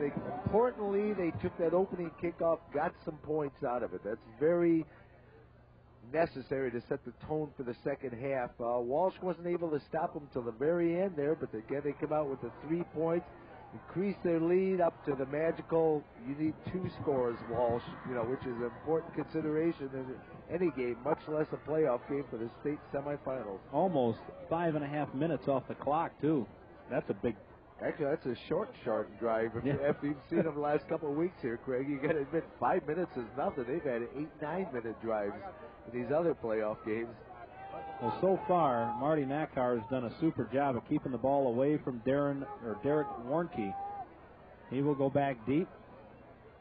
He will be flanked by Joe O'Neill on one side, and I think it's Andy Mosher on the far side. Hard to see from way up here. Red Jevnikar here again with us tonight. Best seat in the house, huh? One of the warmest ones. We got these little space heaters up above. And I'll tell you, it's cold outside. As many of you people who will be watching this, who are attending tonight, will appreciate the fact. Well, you were dumb enough to go out at halftime. Well, I just wanted to go laugh with my wife. Yeah, so you try to get in the car and she locks you out on the way home tonight. That's true. She does have the keys. That's right. She wisely asked for those. Makar to kick, and again will keep it away from Warnke. Taken by Joe O'Neill. O'Neill pops across the 35-yard line, and that is where Rick Arnold and the Walsh Jesuit Warriors, they come into the ball game 11-1. Their only loss was to Lake Catholic back in week 5, and they have not looked back since then. The tackle on that one was by Scott Frank. The more I see of Frank, he really is one excellent tackler. He's the one that had that one on the goal line against Padua where he flipped him out. He just gets low, takes the feet away from the ball carrier. Powers goes in motion. This time they hand the ball to Rich Jobelt. I think that's the first time somebody other than Rottinghouse has carried the football. No Gobelt. No, second. Gobelt had a carry in the first quarter for 6 yards. Short of that, it has been strictly the Bud Rottinghouse and Rick Arnold show for the offensive Walsh Jesuit. Gain of 2, second down, and 8 yards to go. High atop Byers Field overlooking Parmatown Mall on the busiest shopping day of the year. Put into the mix all the folks that are here tonight. Ridge Road will be beautiful. Arnold chased, dropped. Brought down Corey Rice. Yeah, Corey just came from his end position, came across. Arnold spun around, started to look, didn't even see, which I don't know how you miss a 6'5", 245-pound defensive lineman. We didn't even see him. Rice just chopped down, took his legs away, and the rest is pushed back, as they say. Design play, a little misdirection, didn't fool Corey Rice. Third down and 14 yards to go. Chardon defense stepping up. They were burned on a play similar to this before. Arnold throws, has a man short of the first down. Yeah, that's Warnke, his favorite receiver. But I think Derek's going to be about a yard or two shy where they spot the football. Coming up to make the coverage was Kevin Ash. Doing a super job on that, making sure he did not spin away and get that first down yardage. Walsh is going to be forced in a punt situation here. Your side of the field, you're still 5 minutes left here in the third quarter. It's not time to take this silly gamble. Dave Vitito, we got movement. This is interesting because Rottinghouse was a guy that moved, but he was in a tight end type spot. I don't know if they would allow him to reset or not, or if that was a planned play to try to draw Chardon outside. That's exactly what that was. Yes, it was. And Conroy fell for it. He went out. What they did was just, they weren't in a set position yet. They were splitting their guys out. It's not a case of putting two guys in motion at a time. It was just the adjustment, what you can do before you get set. Conroy took it as people moving. He shot across. Free first down for Walsh. Yep. The ball is at the 48-yard line of Walsh. They've got new life. First down and 10, 4:59 to go. Here in the third quarter, they trail 17-7. Rottinghouse, not a whole lot there. Don Vaughn tripped them up. Gain of about 2. Tell you what, when you get to this stage of the game, though, too, we've mentioned you get better football teams, a lot less flags. You also get better officials who aren't going to lull you to sleep with the flags or the ticky-tacky stuff, but you get a goofy play like that, and these are the guys that you want down there. Yeah. Well, we turned on the field mics for here or there, didn't we? Woke you up, huh? Second down and 8 yards to go. Arnold going to run the option. Taste of your own medicine, maybe? I got a couple of yards out of it, 3 or 4. Who was hanging on for dear life? Pat Turner. Yes, he was. Pat Turner, the monster. Zach. Just sitting there, cutting off the inside lane. A good defensive set by Pat on that particular one. So third down. Oh, excuse me. No, I was going to say that's the first time I believe Arnold has actually run the ball the outside. He had a good amount of yardage during the course of the year, so it's a little surprising that all of a sudden he's starting to get his running into gear. And where's Rottinghouse been this half? Third down and 4 yards to go. There he is. Got the first down. Breaking tackles to the 39-yard line. My mistake. I should have left him alone, shouldn't I? I'll tell you what, when I saw them play Lake Catholic, Bud Rottinghouse was non-existent in that offense in the second half. Not because he was not effective, but if my very feeble memory is halfway decent tonight, he just was not afforded the opportunity to get into that offense. And I think you got to dance with who brung you, and he's the man. First down and 10 at the 39-yard line of Chardon. Walsh moving the football. They run the reverse. Coming our way is Jeff Sine. Sine with a lot of room inside the 30. Stays on his feet. Coughed it up and out of bounds. Walsh ball. They had possession last. The side judge right on top of that thing to say that no, Chardon did not have possession inbounds. Actually got about 3-4 additional yards off of the fumble as well. That would have been a big one for Chardon right there if they could have got the turnover. So far, turnovers have not really come that much into play. We had the one earlier turnover by Chardon. Walsh ended up getting no points out of it, so there really wasn't any hurt in that one. First down and 10. Ball at the 19-yard line of the Toppers. Arnold looking for the corner. It's Warnke. That ball is picked off. Coming down with the ball in the corner of the end zone. They're not going to let us see that. John Toddy. John Toddy is the man. Well, I'll tell you, there is a big interception. A defense is sometimes they're incredible at stopping run, pass coverage. Sometimes they turn into a little bit of a rubber band, but when they got to tighten up, they definitely do. Super big turnover by John Toddy there. John Toddy now has made 2 spectacular plays in the end zone. One at this end of the field down here below us, where he knocked that ball away on the big punt, and that interception gives Chardon the ball back in a 10-point lead with 3:09 to go in the third quarter. It's Joe Krebs hip-hopping his way near the 29-yard line. He'll be about a yard shy of a first down. Depending on where they spot that. Yeah, I guess they are spotting it a little bit on the shy side there. Second down and a yard to go. What a big bullet to dodge there, huh? Well, again, there's bullets to dodge, and you make your own defense there. And I think that was just a case where Chardon just took what they needed to take. Justin Brock split wide out. Michael goes in motion. They hand the ball up the middle. That's Eric Ash for another couple of yards. And that's a first down. Clock continues to move, or it will when the chains are set. 2:34 and counting. Third quarter, and another score right here. You can pretty much put the nail in the coffin. I tell you what, I talked to people all week about this Chardon defense. I said, yeah, you can read what you want about the offense, but this defense in the playoffs has been nothing less than spectacular. Tim Michael vaults his way to the 37-yard line. Greg, that's something that I've been asked by a few people too, is about the defense of Chardon and the offense and this and that, and what is their strength? To be quite honest, I think their strength is from all sides of the ball. They average 29 points. They only give up 8. What do you consider the strength there? You know, you can't score against them. You can't stop them. I don't know. They're just a solid football team from all facets, including special teams. Man down on the field for Chardon might be the runner, Michael. Looked like he might have taken a hit to the shin. It's hard to tell from this angle what exactly they're working at, but hopefully it's nothing too serious. Yeah, also this is the kind of a time of the night when you're just back after the start of the third quarter, and those muscles start to tighten up and cramps come on.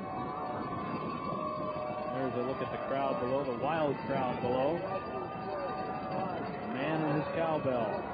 Yes, and he's very proud of it, too.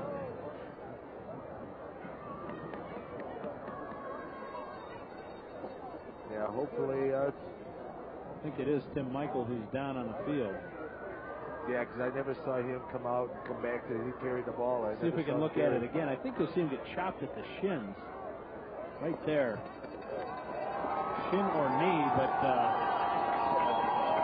walking very gingerly off the field. But he is putting weight on it, so that's always a good sign if he can put the weight on it. He might be a little shook, a little tender, but it's not a knee where, you know, if there was any kind of damage at all, they wouldn't be able to put any weight on. So that in itself is a good sign. Hopefully we'll see Tim again later on in this game.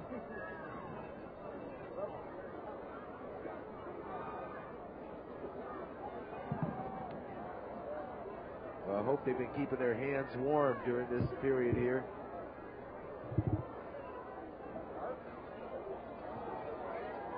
I'll have to take a quick check to see who it is that replaces Tim in the backfield.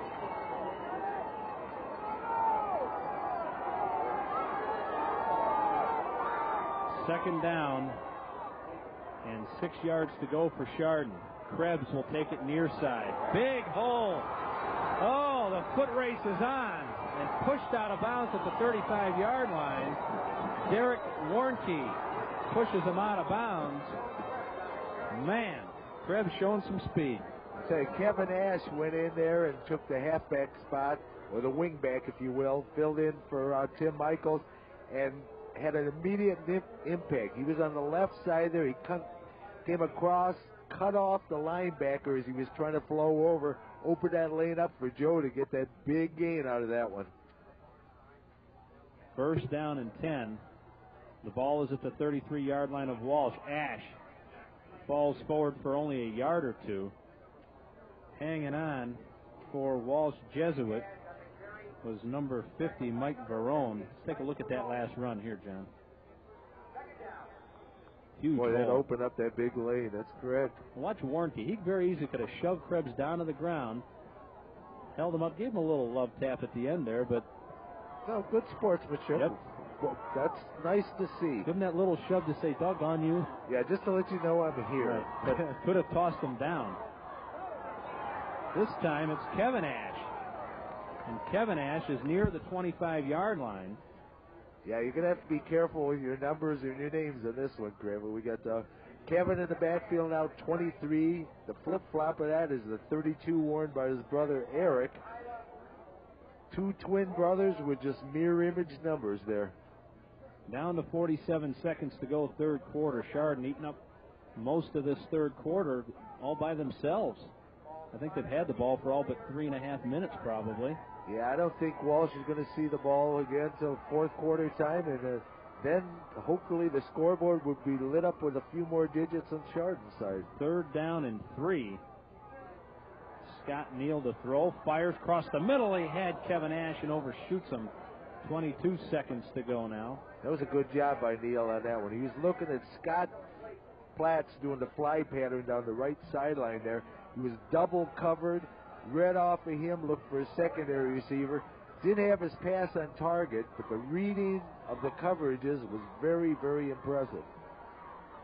Because you never want to, especially at this point in the game, you don't want to throw into the double coverage. That's what quarterback Arnold did here in the corner of the end zone.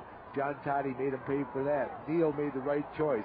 Didn't make the connection, but didn't make the mistake as well. Topper's going to have to hurry. Taking a lot of time. They hand the ball. Quick hitters. Ash doesn't get it. Walsh is held. They will not get the first down, and that will be a turnover back to the Warriors. So the Warrior defense rises to the occasion as Chardon was going through them pretty well there until they got down here. Tonight's game brought to you by Junction Auto Sales. Also by the Chardon Courier. I'd also like to give thanks to Chuck Oles Chevrolet and Newman, Leary, and Bryce. Thank those good folks for bringing to this game and the last couple of games. This has been a good ride for us so far. Very good. Not good ride for Chardon as well. Not a bad way to spend a Friday night. First down and 10 for Walsh. They get the last play off Rottinghouse across the 30 to the 31, and that's going to do it. We have played 3 quarters of football. Hang on to your hats, folks. We are 12 minutes away from sending the Toppers or the Warriors down to Paul Brown Stadium. The score after 3 quarters is Chardon 17, Walsh Jesuit 7. You're watching Chardon Hilltopper football on Cablevision Channel 24.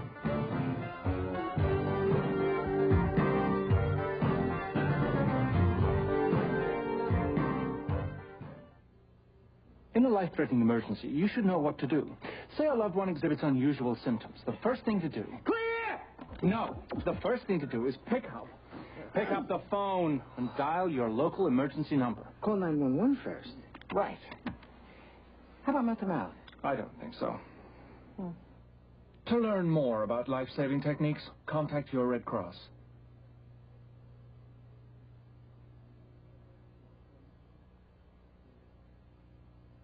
Vince, that new dummy cam is great. Yeah, it'll sure give people a whole new outlook on what it's like when you don't wear a safety belt.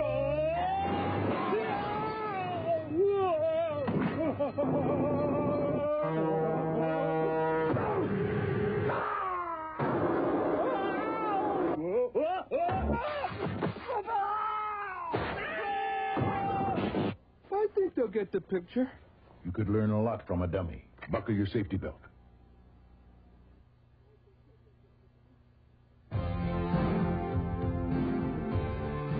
Begin. 4th quarter action from Byers Field in Parma. Craig Dees along with John Walsh. Walsh Jesuit has you got a bad name for this week. You know that? Well, having a name like Walsh. Imagine poor Christian down in the locker room there. No relation, incidentally, for all there. I would like to say it was a relation, as fine a football player it is, but there isn't. All we do is share identical names. We also share it with the school, which has a fine football team, but hopefully not as good as the black and red out there on the field tonight. 2nd down, 4 yards to go for the Warriors. Trying to cut into this lead. They have moved the ball fairly well. Goebbels, forget it. Ran into Scott Platts, among others. And Andy Honegger caught him, float across, caught him from the inside as well. Both of them teamed up, took away everything he possibly could do. Andy Honigman, what a nice player. Oh, just a super player. Especially when you consider the size he's given up. But as far as heart and strength, he gives up nothing to anybody. 3rd down, 6 yards to go. Big play here, opening minutes of the 4th quarter. Arnold to throw. He's going to have to run with it. Oh, it's open, too. And it is. He's got the 1st down and more. Directing traffic, and he skips out of bounds at the 48-yard line of Chardon. Did too good a job of covering the receivers that time. When the receivers went downfield, the defense went with them, and Arnold was able to pick up a ton of yardage. Yeah, the line overcommitted on their pursuit, too. They just chased after him. Whole left side for Arnold was just wide open. He realized it, had the common sense enough to take what was there, and he got a good gain out of it. 11:14, the clock is stopped here, 4th quarter. Chardon comes into the ballgame undefeated. Walsh Jesuit only with 1 blemish on their record. 1st down and 10. Rottinghouse turns the corner. And he picks up another 4 yards. Honigman was there. The first man to make contact was Kevin Ash. I have nightmares about that big fella tonight. Yeah, you see Kevin Ash getting up, adjusting his shoulder pads a little. They weren't exactly quite where he started with them on the play. But he hung in there, took on that big horse, and dropped him down. Luckily, he had a little help from his friends. Probably thinking to himself, it's supposed to be the other way around. This other guy's supposed to be helping himself up off the deck. 2nd down and 6. Powers in motion. And Arnold fell down. Right back to the original line of scrimmage, so the 4 yards that Rottinghouse got have been negated. Actually, about 3 of those 4 yards. 3rd down and 9. I don't know, did he get his feet tangled up with the center? I'm assuming he probably got his foot stepped on as the center went back to do it, because it looked like he was doing a straight drop back to pass. Center was probably dropping back as well to do his pass blocking. Just happened to step on his foot as he's going. Quick movement by the center, but because you don't want to get your quarterback's foot on that. I don't want some 200-pound guy stepping on my foot on a cold night like tonight either. 3rd down, 9 yards to go. Play action. Arnold with time. Looks for Powers. A great catch down at the 35-yard line, and that'll be a 1st down. Boy, that was a great catch, because I tell you, as soon as he touched that ball, Kevin Ash was just laying it into him, but he had the presence to hold on to it, keep it, and just gain that 1st down. Good play. Boy, oh boy, he went high in the air to get that and took a whale of a hit at the end of it. Yeah, when you reach up like that, those ribs are exposed. And I'll tell you, Kevin Ash let him know where his ribs were. 9:35 and counting. Ball's at the 35-yard line. Rottinghouse again.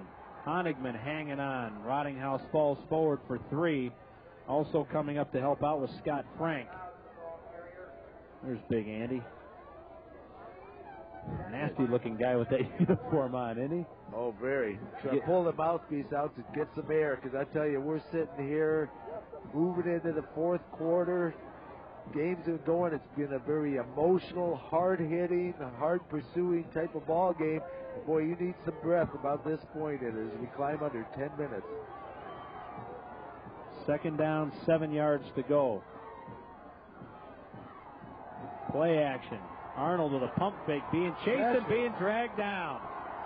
Don Vaughn again. Yep, and Rice was there to seal up on it, kind of made him slow down so Vaughn could get it. They blitzed in Platts from his linebacker position to get some added pressure. Vaughn was fortunate enough to get to him first, but they had good pursuit pressure on them that time by the Chardon core. And again, it was a defensive call because, like I said, the linebacker came in on his position on the blitz. And I tell you what, Rick Arnold pump fake trying to get Warnke open down the far side, but the cornerback did not bite on that pump fake, and that spelled doom for Rick Arnold. 3rd down, 14. We're closing in on 8 minutes to go. Arnold's going to have to put it up again. Here comes a blitz. Avoids it. Not going to get the 1st down. Shoved out of bounds at the 32-yard line, and a flag comes flying in. They're going to call it a late hit, and that'll be 15 yards and a 1st down. Well, I'll be quite honest. It's on the far side of the field. I didn't really see it, but I'm not sure. I didn't really... Kevin Ash pleading the case. I don't know if it was his own case or somebody else's case, but he was over there pleading with the official, but that will fall upon deaf ears. Here comes the official to give us the bad news. That is a late hit against Chardon, and the Chardon faithful doesn't like it. I don't know. Did you get an angle to see that one, Craig? It was close. It was hard to tell how close he was. He was obviously going out of bounds the way he was running, but I don't know if he had a foot near that sideline or not. Well, it's all academic now. Whatever the referee calls is holding. Yep. So it's tough. Whether it was true or not, it is. It is now. Yes. No hesitation on the flag, though. It came in right away. Ball's at the 18-yard line. It's a 1st down and 10 for Walsh, trying to cut into the 10-point lead. Rottinghouse straight up the middle. They stand him up. He gets to the 15 before he's pushed backwards. That's the first time tonight I've seen him push back, too. That was Platts and Vaughn again on that one. Sure was. Scott Platts. 7 minutes, 39 seconds to go. And the quicker that clock works, the better for Chardon. I'm sure that we're going to just see the big guy from here on in. I don't think he's going to take the chance of throwing the ball, taking the loss. He's just going to drive with Rottingham. So this ought to be a play action. Nope. Rottinghouse goes down. Back to the 20. There was penetration. Look, check that. That was Goebbels.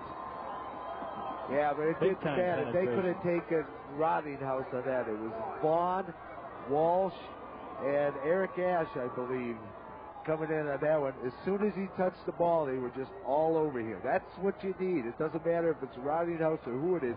You can get no power going. Unfortunate for Mr. Goebel, it happened at his turn. 3rd down, 11. Big play for Walsh. The Chardon defense being asked to stop him twice now. They run the reverse. It's John Powers. He's got some running room. Outside. Down to the 11. He'll be shy of the 1st down, but only a couple yards shy. What would you do? Take your 3, though? Well, that's the question, and that's why we're not getting paid to coach, thankfully, because I don't know what you do. I think I'd settle. I'm looking at the wind, and the wind is whipping down at the other end. This would be a tough field goal attempt. I don't think they're going 3 though. I think they're going for it all. If Shark can stop them here, this very well could be the ball game. They're going to talk about it. Walsh will take timeout with 6:14 to go here in the ball game, and the biggest play of the night ahead. Yeah, I think I'd go consider. I'd make sure I got the 3 points on the board because you're still going to need another score here. If you miss, you're hurt. You're going to need 2 scores, and that's almost impossible. I don't know. From what I saw of Vito, am I pronouncing that right? Vito. He's got a super strong leg. He seemed accurate in his pregame warm-ups. He seems like one of those kids that you can almost count on for the 3 points. I think I would definitely go for that. I wouldn't take the shot at getting stood up because that's it's 3 yards. You got the big back, but gosh, down here 3 yards is long. That's a tough decision, especially there's no tomorrow. You've got, if you get the first down and you keep the drive going, you're a genius. If you don't, you're going to be second guessed throughout the course of a full year. Yeah. Should have kicked the field goal. Should have kicked the field goal. So who knows? And again, the flag at the far side appears to be blowing, would be blowing into the kicker's face, even coming a little bit from the far side to the near side. So I don't know if that's got anything to do with it, but it doesn't look like they're going to kick the field goal. I think the wind must be pretty nasty down there because the offensive coach has left the huddle. This could be tying up the ball game for Chardon. Trip to Massillon on the line. 4th down and 3.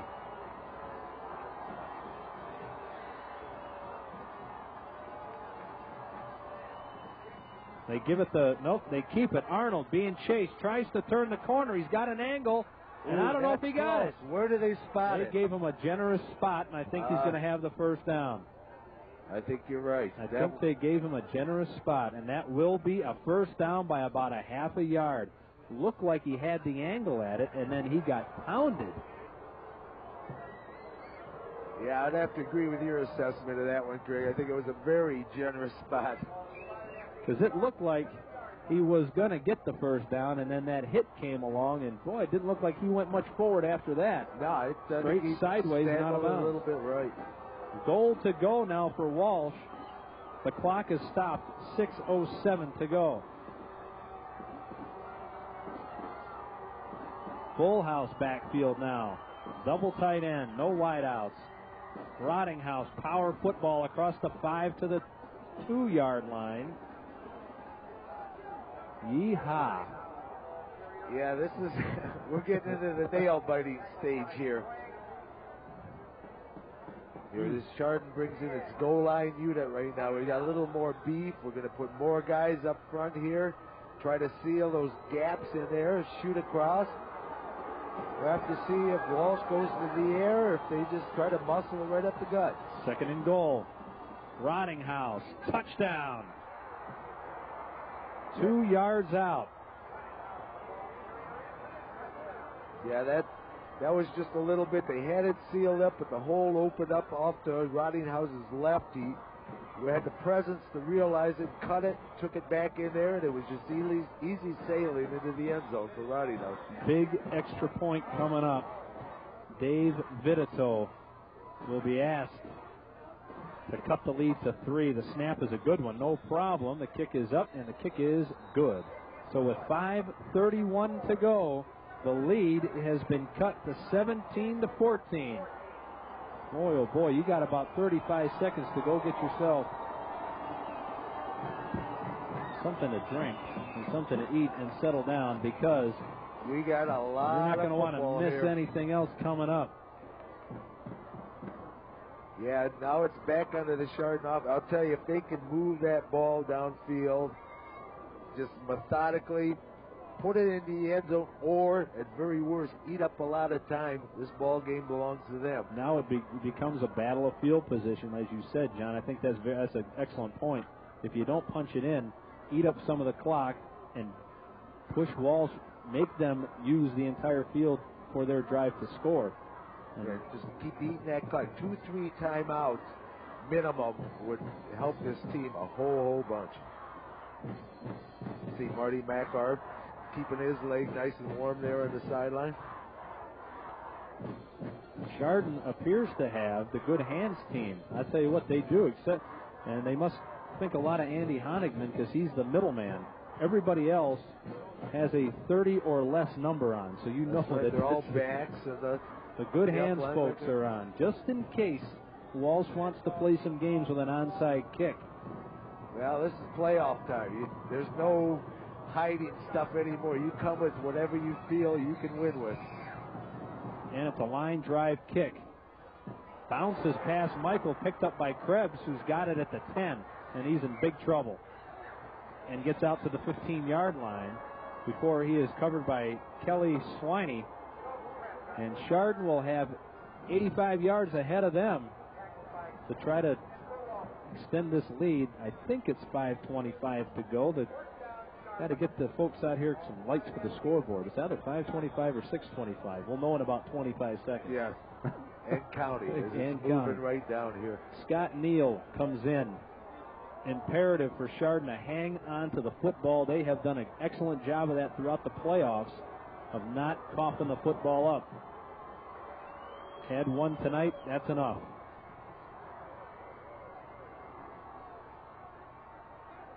Eric Ash falls to the 20, gain of 4, under 5 minutes to go.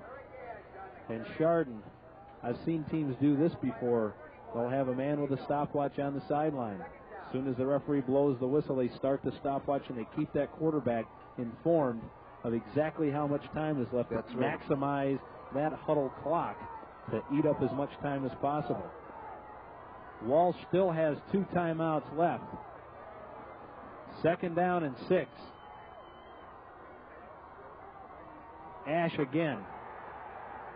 Barely got back to the line of scrimmage. Might have got a half a yard out of it. Not fooling anybody there. No, they see a Walsh, I think. Is he taking one of his timeouts?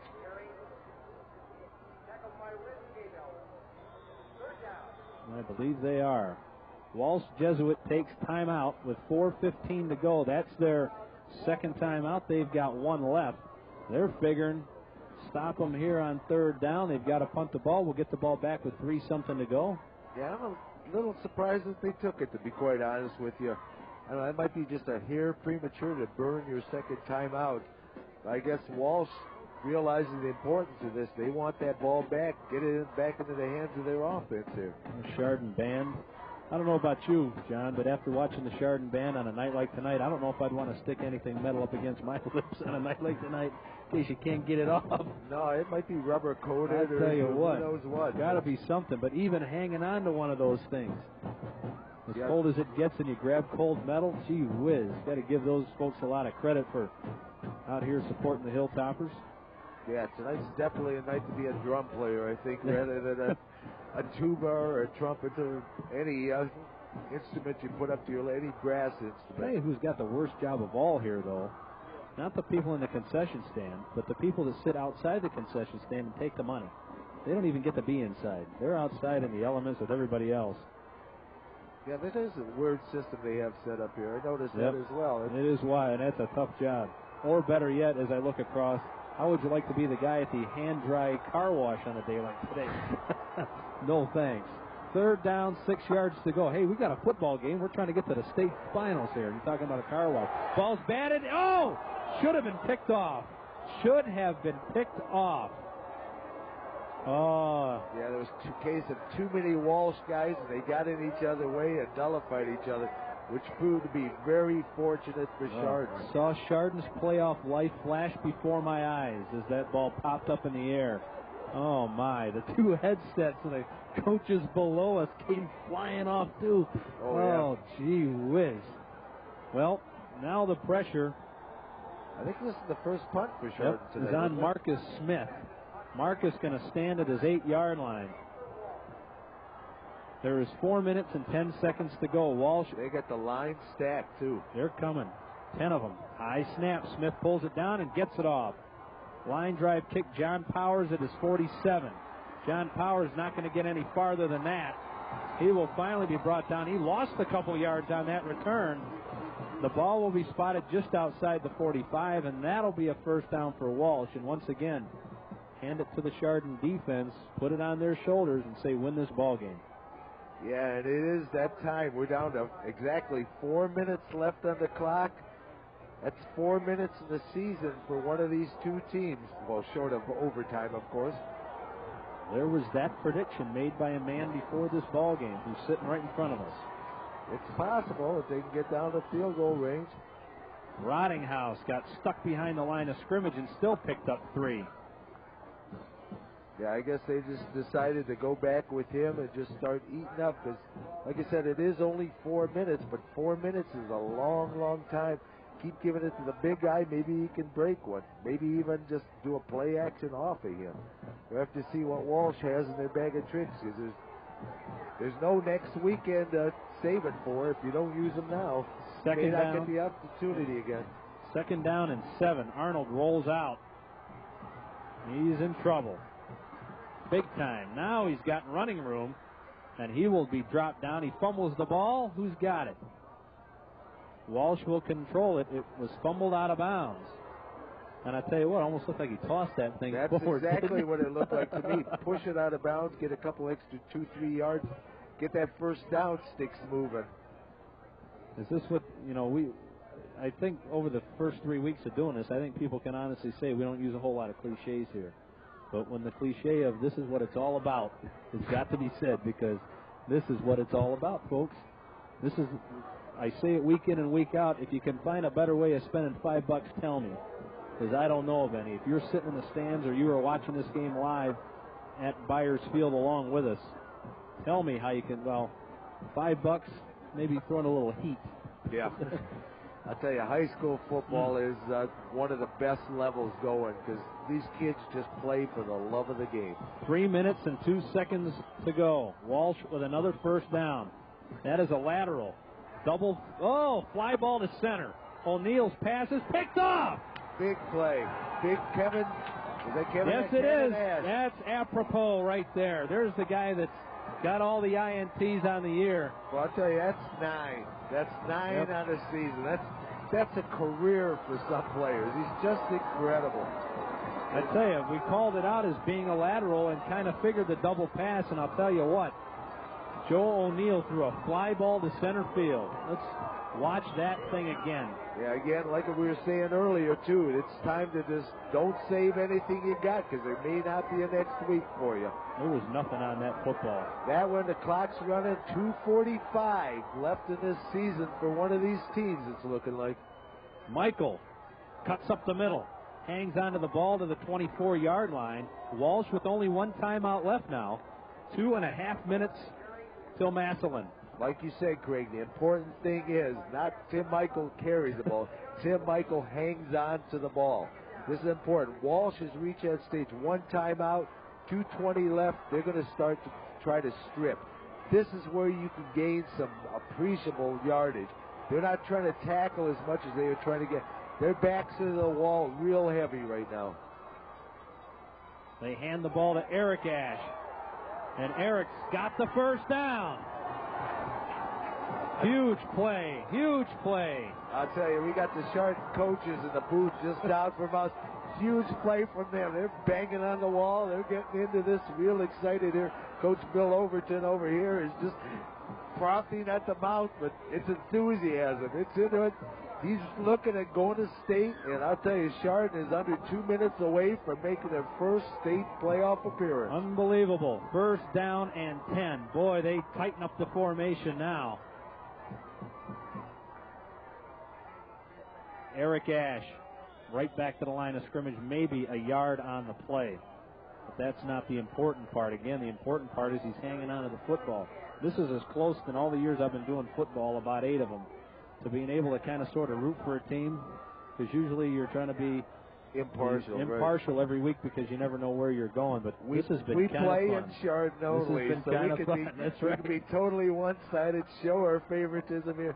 I love it. You gotta love it. I mean, you always feel good for the team that wins, especially when they play this well. But it's nice to know that after following this team for 3 or 4 weeks, that hey, we're going to Massillon. Scott Neal going to keep it, tucks it under Two hands, covers up the football across the 40 to the 41-yard line. Under 1 minute to go. That's it. As soon as he saw the pressure come on him, that second hand just clamped over that ball. There's no way you're going to be able to rip that ball away from me. Did Walsh just burn their last time out? Yes, they did. They waited as long as they could. It'll be a third down coming up. There's 53 seconds to go. If Chardon doesn't pick up the first down, they'll have to punt the football, and there'll be very little time left on the clock if they have to do that. If they should pick up the first down, and it's a moot point, because this thing will be done. Tell you what, a couple of class acts on the field tonight. You saw a lot of good sportsmanship down there below. Guys helping each other up off the pile after a good run, patting each other on the back, and I think that's a testimony to Jerry Reardon as well as Bob Doyle that you can play hard and you can hit each other till your helmets fly off, but doggone it, you got to respect the opponent. You have to do that, especially once you reach this point. You know, there's no flukes left in this state play. Occasionally there is somebody that kind of, you can say, sneaks into the playoffs or something. Once you get to semifinal level, there's no more people just sneaking in. This is just an incredible display by two class teams out here. 53 seconds left in the game. This is playoffs. Yep. This is what football is all about at the high school level. Making it to this point. And I tell you what, the folks from Chardon that will be stuck on Ridge Road trying to get home tonight aren't going to care. Matter of fact, I don't believe so.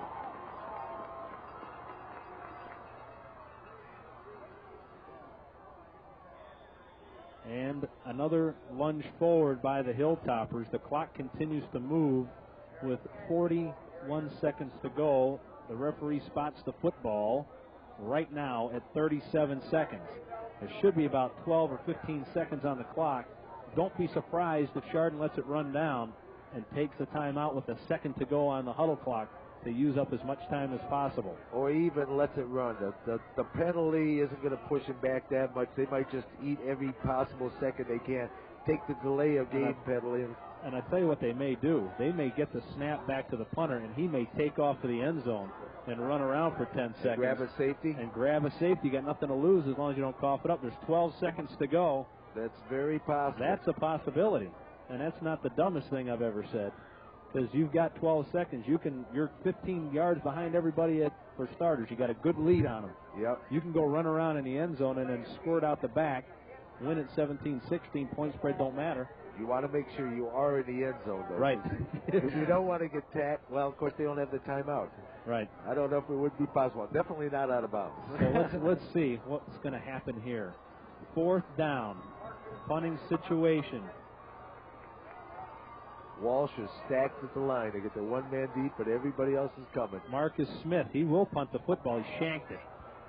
Shanked it out of bounds, and Walsh will have one breath of life, and I don't like it. That's one chance too many. 7 seconds to go. They will spot the football at the 44-yard line of Chardon. Yeah. They've got time for one play, and they're going to start the clock any second now.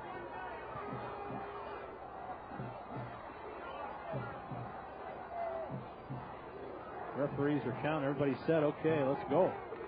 7 seconds till Bedlam, hopefully, for Hilltopper fans. Arnold to throw. He's going to launch it. Looking end zone. Toddy's there, and he picks it off, and the game is over. And guess who's going to Massillon? The Hilltoppers. John Toddy, 2 INTs, a great play in the end zone. The Chardon coaches beside us are beside themselves. Yes. And there you have it. There's a happy guy, and he played a whale of a game in the defensive backfield. 2 interceptions down in the end zone area, one on each side. Plus that big knockaway of that fake punt, or that fake field goal. There's the pile. This is the goal these guys said a year ago when they lost on this field. To be able to go down the state, win the state. They're one game away from their goal right now. You gotta love it. That's it. I just heard somebody say, we're going to state. Collective sigh of relief next door by the coaching staff. I think let the guys say it on the sideline themselves.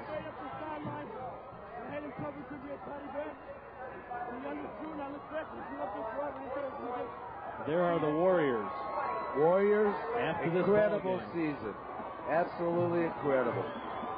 17-14 is your final score.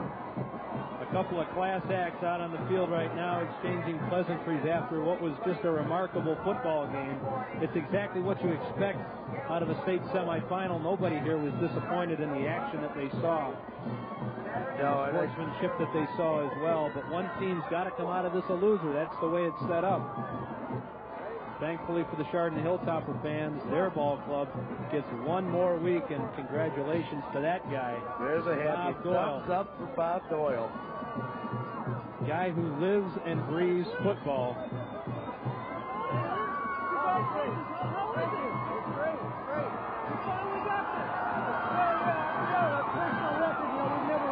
Catholic school. We've never won on Asperger. If one of them had to give. I'm glad it was the other one. Can you explain how it feels back to be able to make the trip down there? It's great. It's better than this one here. If I have to take to the last year to hear this point, it's got to be sweet for you to get on the top. I'll tell you what, it's really great for these kids, because I don't know if you guys remember, they were 0-10 as sophomores. They're going to the state final.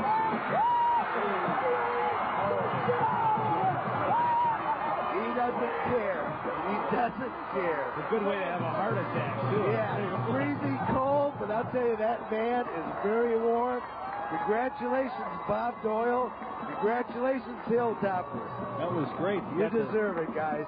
Got the impromptu press conference at the same time, and, oh, you got to love it. You got to love it. There was a couple articles in the paper about Doyle, but I've known Bob for quite a few years now. I admire him. I can't wait for my son to get old enough to play for him. I'd be most pleased if he was able to play under Coach Doyle. I respect the man. He's a tremendous coach. He loves those kids, very outspoken. He did say that, but honesty is the key. He'll tell you exactly what he thinks, and doesn't really care about his tactics, his diplomacy. But the one key point, at least right tonight, one tremendous football coach. Yep, one tremendous. That's why we run the hill. It is now time for the big show. Enjoy next week. It'll be a week we're never going to forget.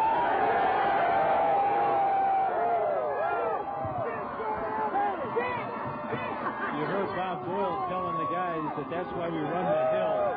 And now it's all that preparation, all those two-a-days, all that conditioning that goes on in August when you're still playing, and it's going into the last week of November to the first week of December. You'll run that hill every summer. Congratulations. All right. Tonight's game brought to you by Junction Auto Sales, also by the Chardon Courier. Chuck Old Chevrolet helping us out, as well as Newman, Leary, and Bryce. Thank those good folks for bringing you this exciting playoff action as we've had for 3 weeks. We're going to try like heck to see you next week. The final score is Chardon 17, Walsh 14. The executive producer of Cablevision Sports is Kerry W. Polachek. This ball game directed and produced by Super Joe Wargo. Nice to see Joe again. Dave Jevnikar, he's the guy that's really put this whole thing together. We thank him very much. The camera crew, Mark Wilson, Greg Ross, Dave Craig, Mark Burr, and Burley Burr. What a nice night to have a name Burr, huh? Very, very appropriate. Scott Polachek is here. Mike Emch helping us out with the replays. Thank you, fellas. Britt Starr, Britt Taylor on the graphics. It's a happy bunch of folks. The guys with the easy jobs. Once again, getting to watch another great football game tonight. And, of course, special thanks to Ed Babcock, Chuck Old, Dave Craig, and my man, Red Jevnikar. Tonight's game was brought to you by Junction Auto Sales, the Chardon Courier, Chuck Old Chevrolet, Newman, Leary, and Bryce. We thank those folks. And this is Craig Dees. Oh, there's Greg Ross down there. Hey, great shot getting in there with the coach at the end of the game, letting us hear that. Stop the music for Greg Ross. He must be important. I'm Craig Dees, speaking for John Walsh. We'll talk again until we meet again. Go Chardon Hilltoppers. Win that state championship. Good night, everybody.